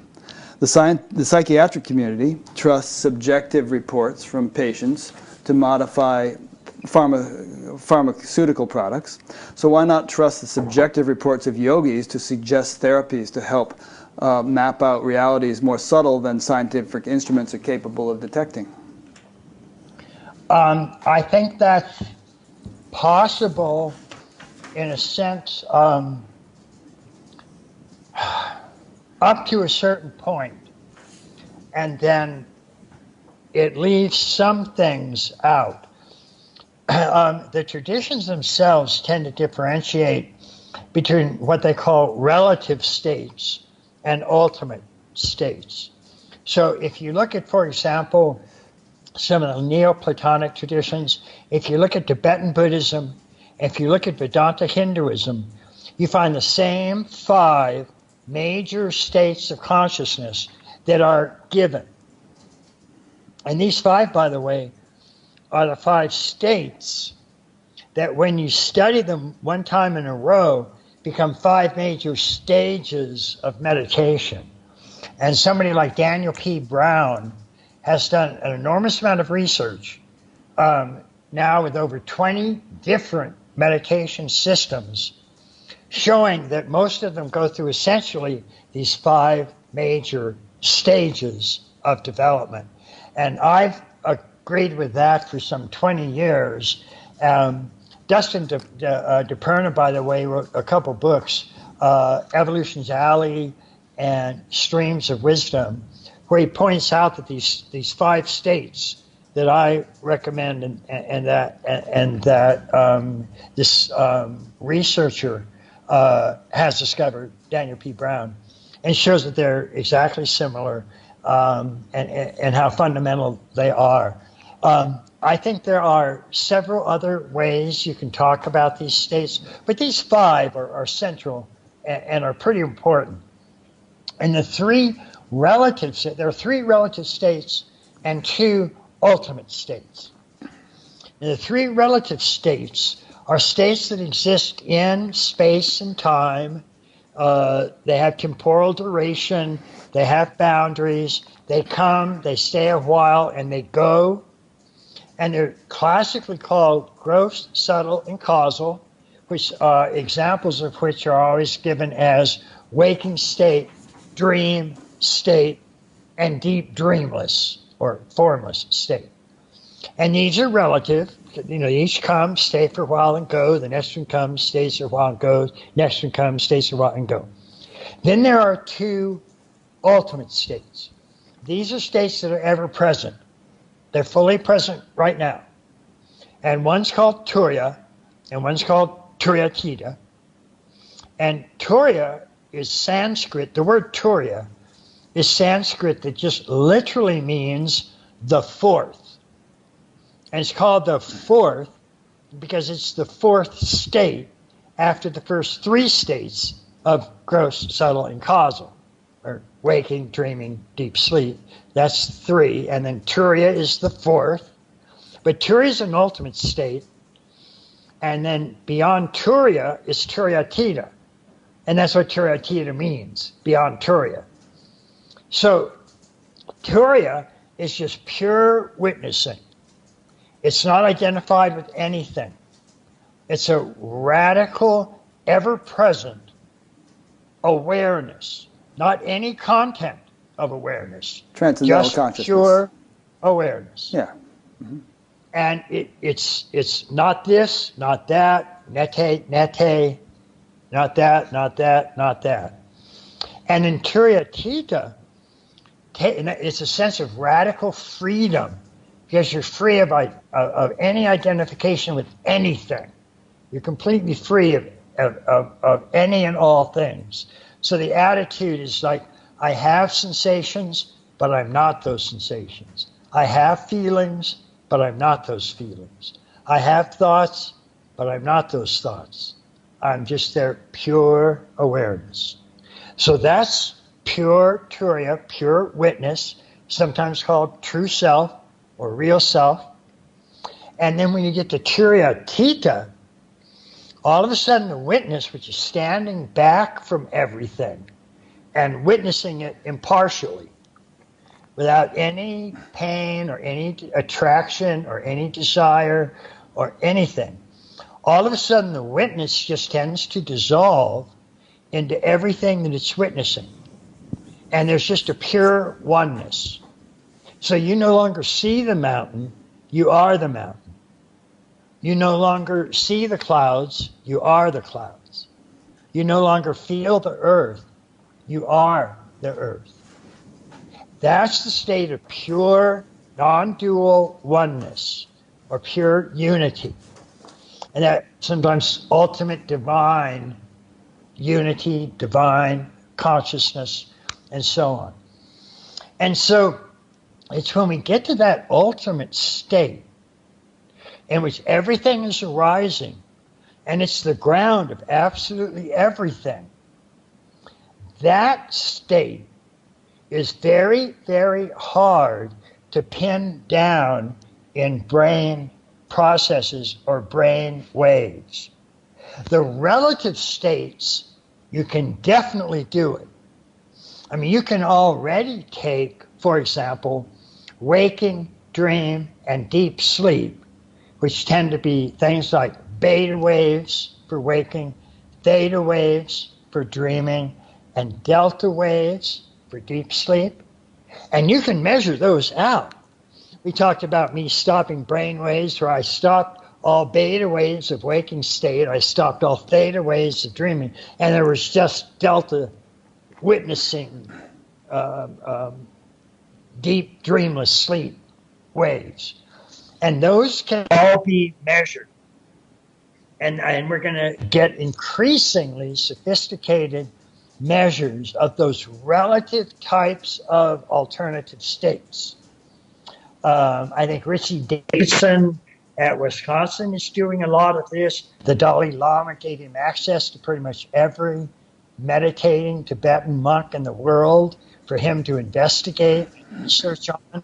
I think they were the first to discover things like gamma waves for monks that have been practicing Tonglen or compassion meditation for 20 years. They showed massive amounts of gamma waves. So I think those kinds of things are going to increase.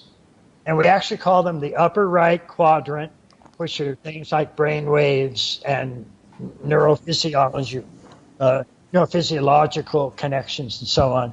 And upper left, which we call the states of consciousness themselves, the actual experience of consciousness itself. And I think that's going to increase. I think as you get to the ultimate states, particularly Turiya Theta, these are incredibly difficult to pin down. Because what researchers can maintain, for example, if they're studying, let's say, theta dream states, and they track the theta waves in the brain when somebody's dreaming, that can be done fairly straightforwardly. But when you get to an ultimate state of consciousness, the experience, the phenomenological experience you have when you experience something like that radically ultimate state is that that's a ground that has been present throughout all manifest history. It goes all the way back to the Big Bang and before. That's, by the way, that's what, if there is something like spirit, that's what you would expect it to do. You wouldn't expect a real spirit of the universe to be produced by your brain. What spirit is that? The spirit's supposed to make the brain. It's not produced by the brain. That would be ridiculous. And it would also mean that there was no spirit in the universe until about 1 million years ago, when human brains came along. That's all backwards. That doesn't work. When you get to that ultimate state, that actually, if you're looking at how certainly the traditions would view it, the brain exists in that state. That state doesn't exist in the brain. So it starts to get into some really funky kinds of areas that scientists just don't know what to do with. So at that point, it starts to get a little weird. But all the other states, yeah, I think we're going to have very, very clear and specific maps of those. And it will be important to continue to remember that the map is not the territory. And that goes for all the maps I've made as well. They're not the territory. So, and we don't want to confuse the map of the territory. But at the same time, we don't want to have a completely screwed up map. So a screwed up map is a map that gives you a spiritual awakening and tells you nothing about spiritual growing up and spiritual cleaning up. That's a bad map. That's a broken map. But once you recognize those are there, it doesn't mean you can just learn that map and know it. It means you have to go out and experience waking up. You have to realize your radical oneness with everything.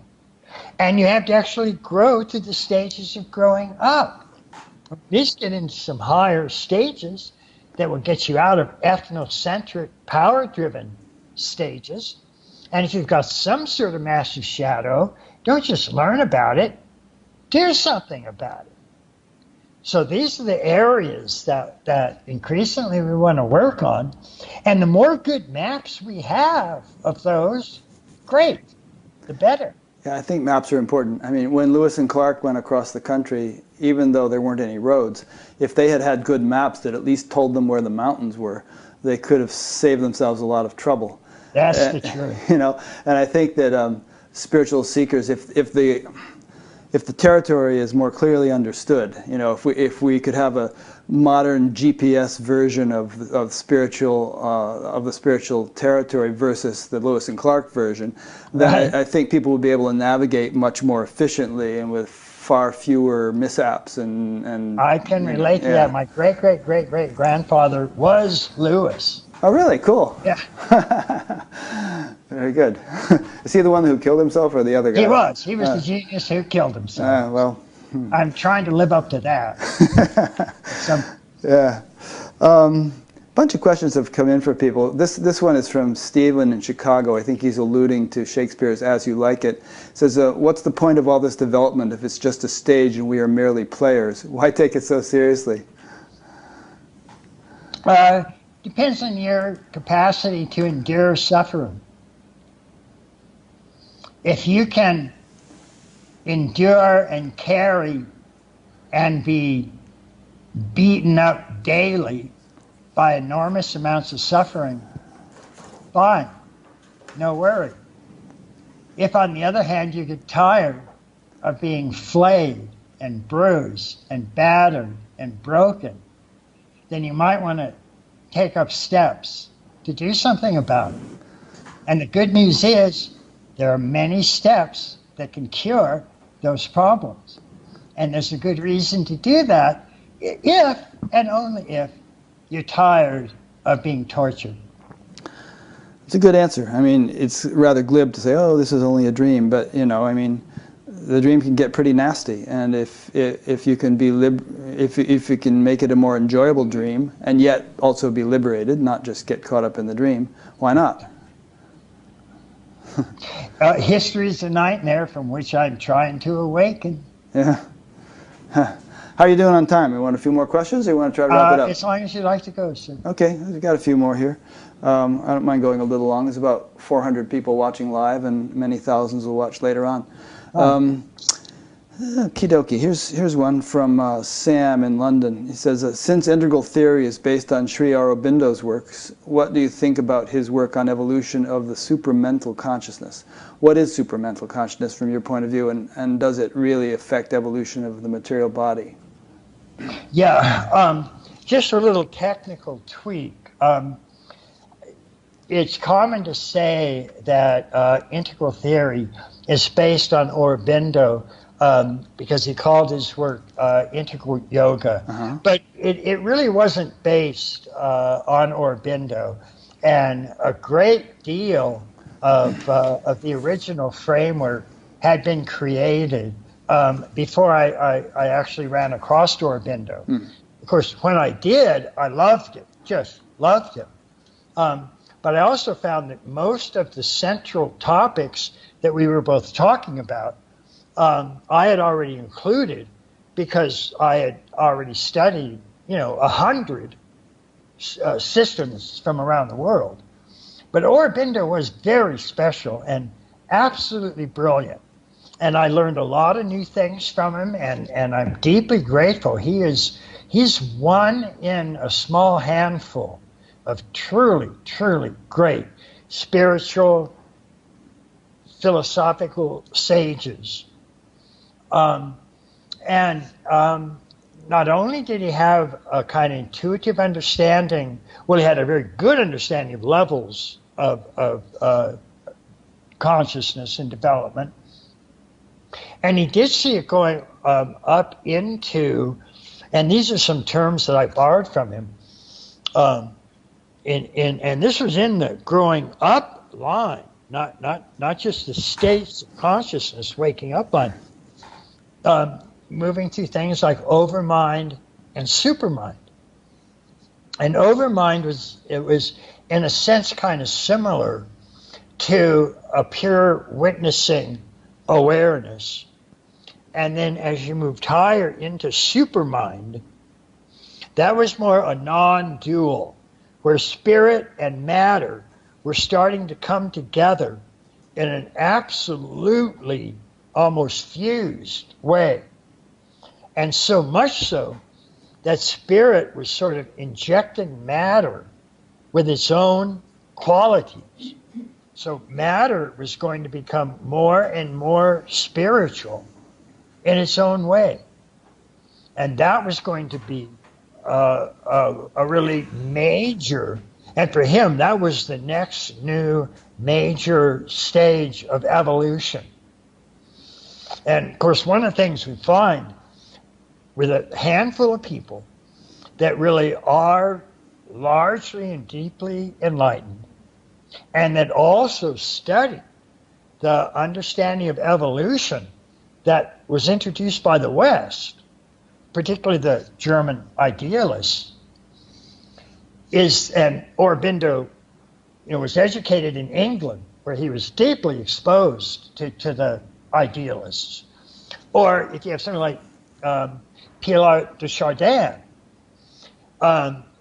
profound researcher in evolution, had profound waking up experiences, and so he, like Aurobindo, tended to see evolution just moving to, we get to finally sort of almost an omega kind of point. That's just the unity of unity of unity of unity that can't be outdone. And the supermind was like, the biggest sort of evolutionary development we could have. And in some ways, these are direct intuitions and deductions of extremely brilliant people that are thinking ahead in a very far way and have had some sort of waking up experience and have some understanding of evolution. And so those are incredibly important topics to be able to bring together. And that's what several of them did. And in a sense, starting with Hegel, who saw all of history leading up to the present stage. For Aurobindo's supermind, because spirit is in a sense injected into matter, we're going to start to see changes in matter, including in some cases matter almost becoming luminous and glowing and changing its fundamental form. And this would change the entire nature of the body, would become spiritualized.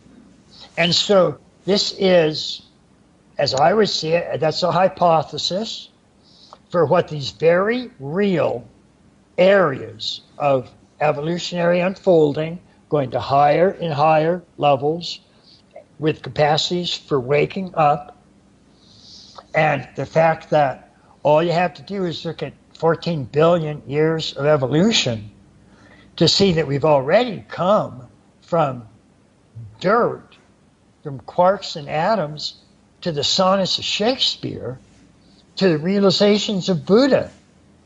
This is a absolutely staggering evolutionary increase in capacity. And if you just double that again, good God, if you don't find something out there that looks like spirit that's radiant and pouring off light and making every sentient being radically happy, I'd be surprised. So who knows what's actually going to happen? But these were the guys right there at the leading edge saying, oh, I see some really profound stuff coming our way. So maybe. That's great.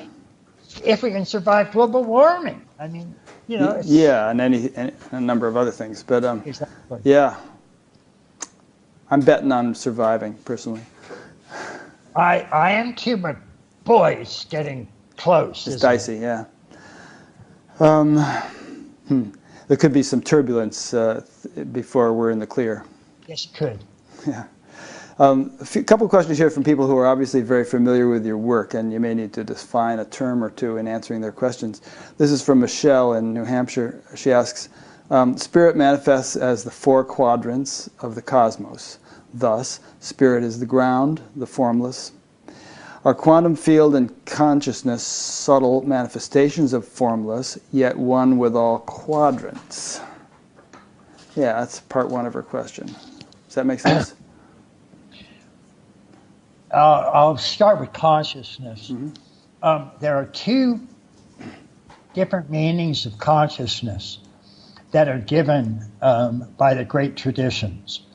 And one of them is simply, in a sense, my own mind, my own individual consciousness, as it arises in this organism, and as I can see and introspect and relate to, and so on. And it's essentially bound in a lot of fundamental ways to this particular organism It represents the consciousness of the increased complexity that the human brain has brought. As you go back and look at evolution, and it moves from quarks to atoms to molecules to cells to increasingly complex organisms, you find that there's an increase in complexity, there's an increase in wholeness, and there's an increase in consciousness. So that by the time we get to the triune brain, whose neuronal patterns there are more of than there are stars in the entire universe. This is clearly the most complex thing that we're aware of. And so it has the most consciousness of any other holon that we're aware of. And so that's one. And holon means what? Define holon. Yeah. A holon is a holon is a whole that's part of a larger whole. Okay, good. So a whole quark is part of an atom. A whole atom is part of a molecule. A whole molecule is part of a whole cell. So an atom is a holon to a molecule, a molecule is holon to a cell, etc. The universe is made of holons. I see. So, that's the kind of consciousness that is localized, the type that Western psychologists would study, and so on. In most of the mystical traditions, there's an understanding, there's a feeling, a direct awareness of individual identity just breaking out of this organism and expanding pretty much the entire cosmos. And then in many cases, it's seen and it's felt to be the actual ground of the entire cosmos. It's its foundation. And when you have a satori, an enlightenment, a waking up, what you're doing is going from this small, confined consciousness to this big mind, to this cosmically unified, vastly all-inclusive type of consciousness. And then it tends to be equated with things like spirit, and you can't really qualify it, so it's equated with things like emptiness. And so if we look at the small, localized consciousness in our brain, that's found directly in the upper left quadrant. That's what it is. The interior of the individual and the consciousness of the individual in the upper left. Big mind, big consciousness is more, it's not something that's found in each quadrant. It's the ground of each quadrant. In a sense, if you draw the quadrants on a sheet of paper and write everything in it that's in them, then those quadrants are the manifest realm.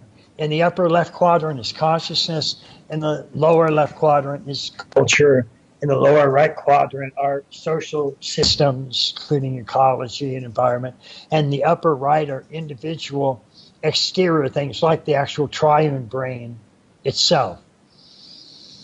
Consciousness is located in the upper left, and then big consciousness, big mind, isn't in any of the quadrants. It's the paper, it's the ground on which all the quadrants are drawn. It's the fundamental ground of all reality. And so when mystics say, like Huang Po talks about having an experience of big mind, or Genpo Roshi talks about doing big mind, that's the consciousness they mean.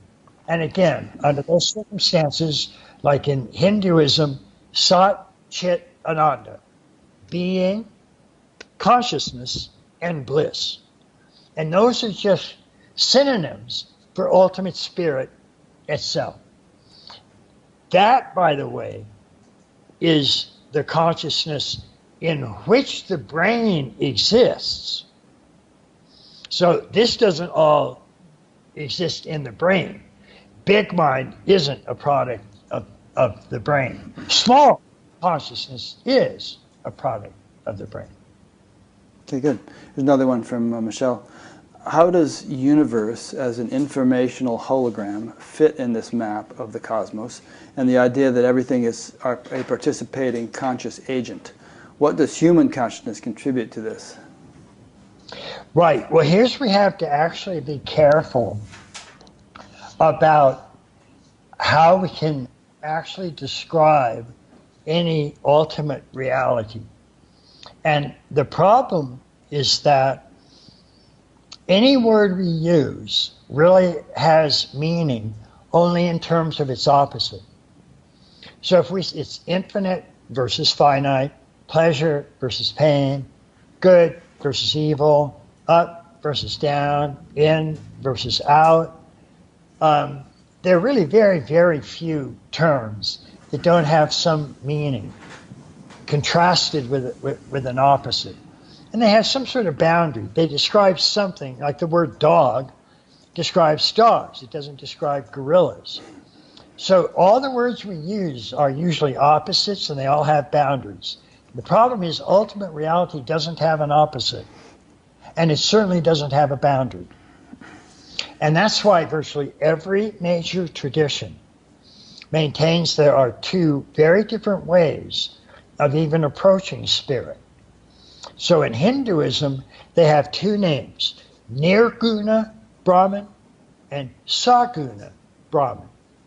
In Christian mysticism, they talk about apophatic mysticism and cataphatic mysticism.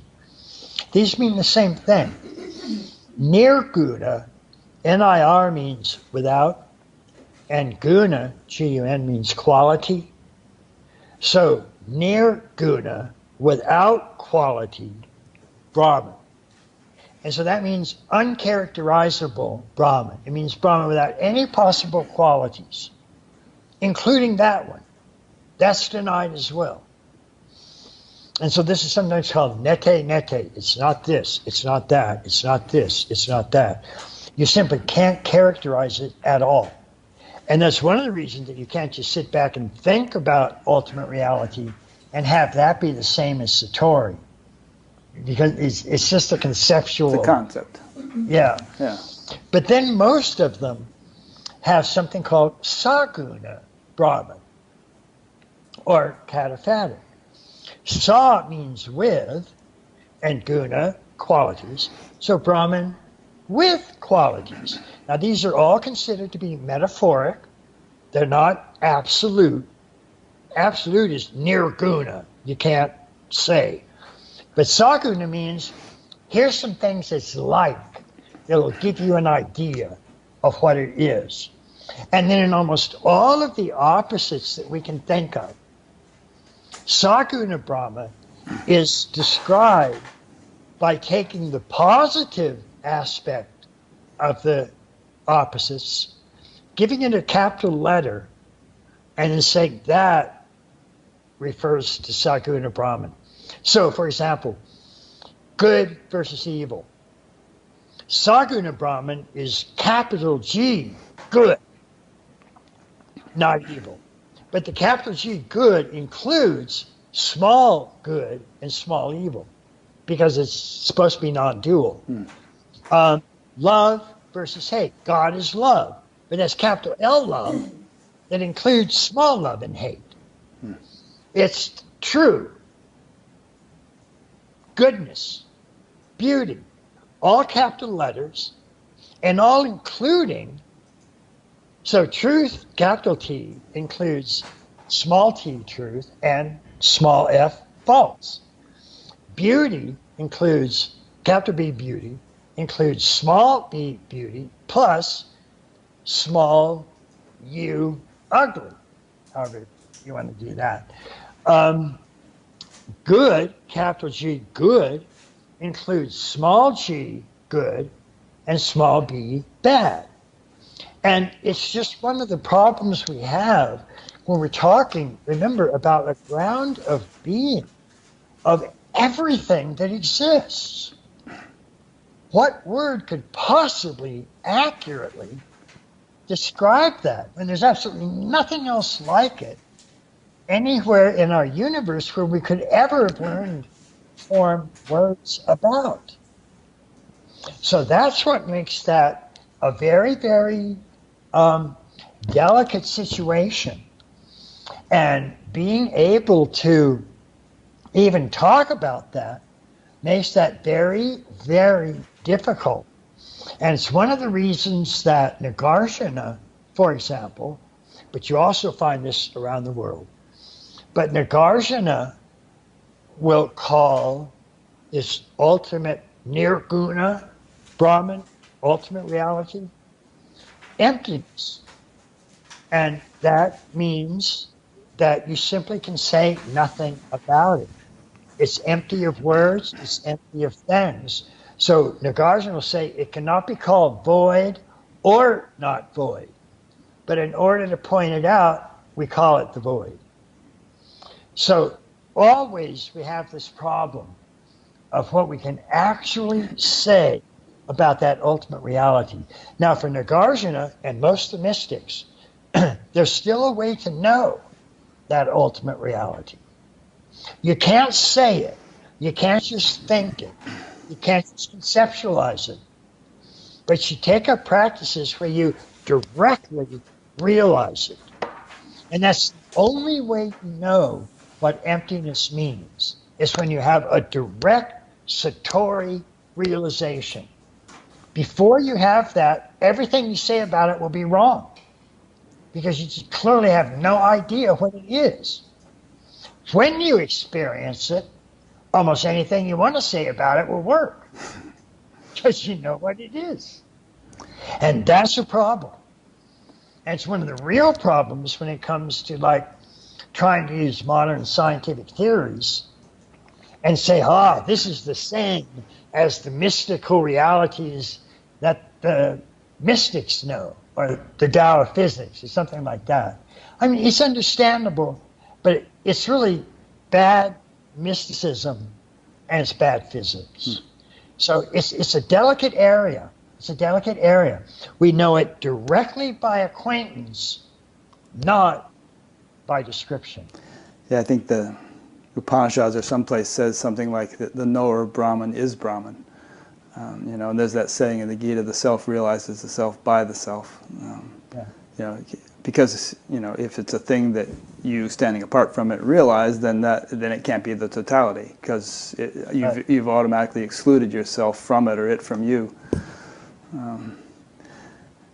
And if it is a totality, then obviously it has to contain all qualities, everything, like you were saying earlier. It has to be the wholeness that contains all the parts, no matter how paradoxical or opposed to one another they may be. They're contained comfortably within that wholeness. Right, and that itself is paradoxical, because if you're going to include absolutely everything, then you're going to have to include something that excludes absolutely everything, if you're really going to include it. So you always end up with self-contradictions when you try to do it. Yeah, I've heard mathematicians play around with this idea and try to put it in their language, but let's not go there.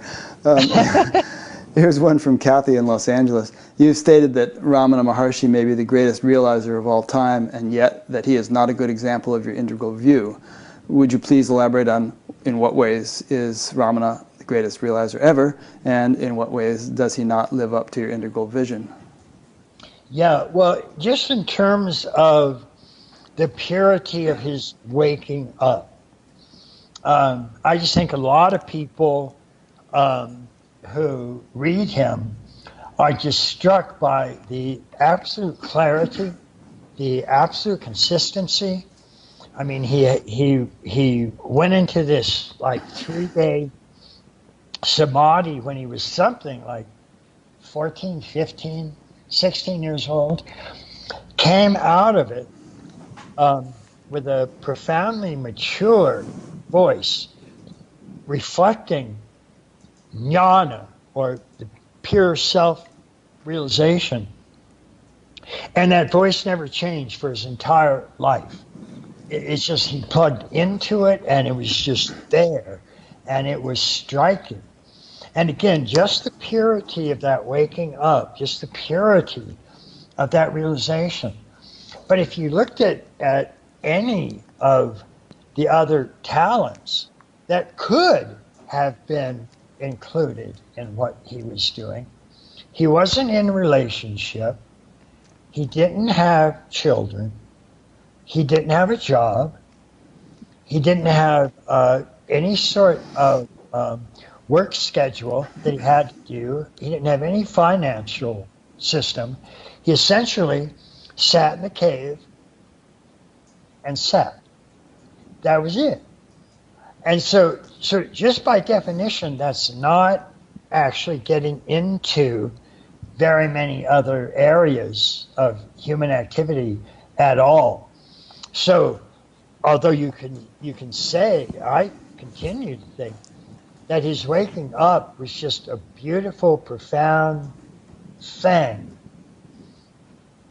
The rest of the capacities that human beings have, he didn't work on, he didn't practice, and he didn't really manifest many of them in any really highly developed and evolved fashion.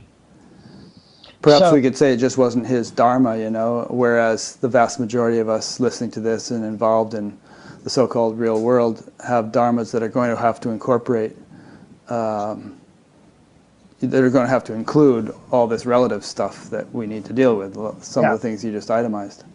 Yeah. Yeah.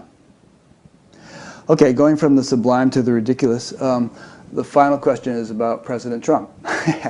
You wrote a book called Trump in a Post-Truth World, right. And Mario from Mexico asks, would Ken be able to give his thoughts on President Trump?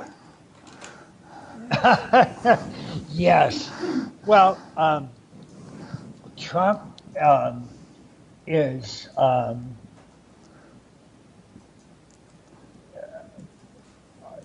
I think exit polls tell the story fairly well. 63% of the people that voted found Trump completely unqualified to be president. 63%. 61% of them found him to be psychologically unfit to be president. 61%. Another 60% said they had profound worries that he could do real damage to the presidency. And yet, out of the 83% that wanted change in this country, over 90% of them voted for Trump, even though they were the ones that voted for all the others. They still thought he was unqualified. They still thought he was psychologically sick almost. But they wanted change so much that, again, 83% ended up voting for it. And that was really what put him over. And Trump himself clearly has some very strong narcissistic tendencies. That means at the egocentric, selfish stages of development. In some ways, he has a lot of ethnocentric. He's particularly xenophobic, anti-global, hyper-patriotic. He's certainly charged, although these can be a little bit unfair, but he's charged with a great deal of racism and a great deal of sexism. If so, those are all ethnocentric stages of development. We find those qualities emerge at those ethnocentric stages of development. But what that did, because then above that, you have the standard rational, modern, orange, Wall Street business type of stages of development. And he clearly came out of that territory. But then above that are the postmodern, pluralistic, multicultural, politically correct stages. And that's what, even in America, well, even around the world, that's caused one of the major political problems that we have, is that there are people that just hate political correctness. And Trump was somebody that everything that came out of his mouth was anti-political correctness. He just stepped all over it all the time. And the people that also hated political correctness loved him for that. Absolutely loved him for it. And so those were the lines that gave these two blocks that voted. One was the working class, one was the egocentric and ethnocentric sages, tended to be a little bit racist, a little bit sexist, but were totally anti-political correctness. And then there were those who were political correctness, multicultural, social justice warriors. And that was the typical Democratic Party. That's what Hillary Clinton ran on. And that set it up for two violently opposed types of political thinking. And it just turned out that a large group of people had gotten so sick of the politically correct social justice warriors, universities that had safe spaces and trigger warnings and microaggressions. These were all just thrown over as people voted for Trump. And almost everybody that voted for Trump had a lot of qualms, a lot of questions. As I said, mostly 60% of those that voted for him found him unqualified and problematic in the deepest sense. But he spoke to some of these other deep issues that are really racking the world right now. We see the same issues in Europe and the real problems that's causing. I mean, so much so that somebody like Douglas Murray writes a book called The Strange Death of Europe. But it's happening. And it's happening because of these multicultural problems that nobody really knows how to handle. And so you're for it or you're against it. If you're against it, you're for Trump. If you're for it, then you tend to be for the far left and things like Hillary Clinton. That's a central cultural problem that we have right now. And that's not really going to clear up very well at all. And incidentally, it comes directly from these stages of growing up. The mythic literal ethnocentric stage tends to drive the religious fundamentalists. And then the stage at orange, rational, world-centric, profit, excellence, that tends to drive Wall Street and the Wall Street Republicans, and they still like merit and progress and so on. And then there's the third major value system in the cultural war are the multiculturalists, the postmodernists, the relativists, and they think that all cultures are absolutely the same, and all human beings are also absolutely the same. Nobody's better or worse than anybody else. So it's a radically egalitarian value system. And the problem with that is it's self-contradictory, because they maintain that no value system is better than any other, except they believe that theirs is better. Better than everybody's. Yeah. So it's a real problem, but it in large measure it comes from exactly these stages of evolutionary growing up and the major differences that they bring to the world, including religion, politics, science. It's just astonishing. And the only thing that's more disturbing than any of the previous stuff is that almost nobody has any understanding whatsoever about those stages of growing up. They've been tested now in over 40 different cultures. And and this includes Amazon River tribes. It includes Australian Aborigines. It includes Indianapolis housewives. It includes Harvard professors. No major exceptions have been found to these major stages of growing up. They're real, but almost nobody knows about them. It's almost completely unknown. There's hardly a college professor anywhere that has any understanding of them. It's outrageous. But it's just part of the silly, problematic areas that we face now.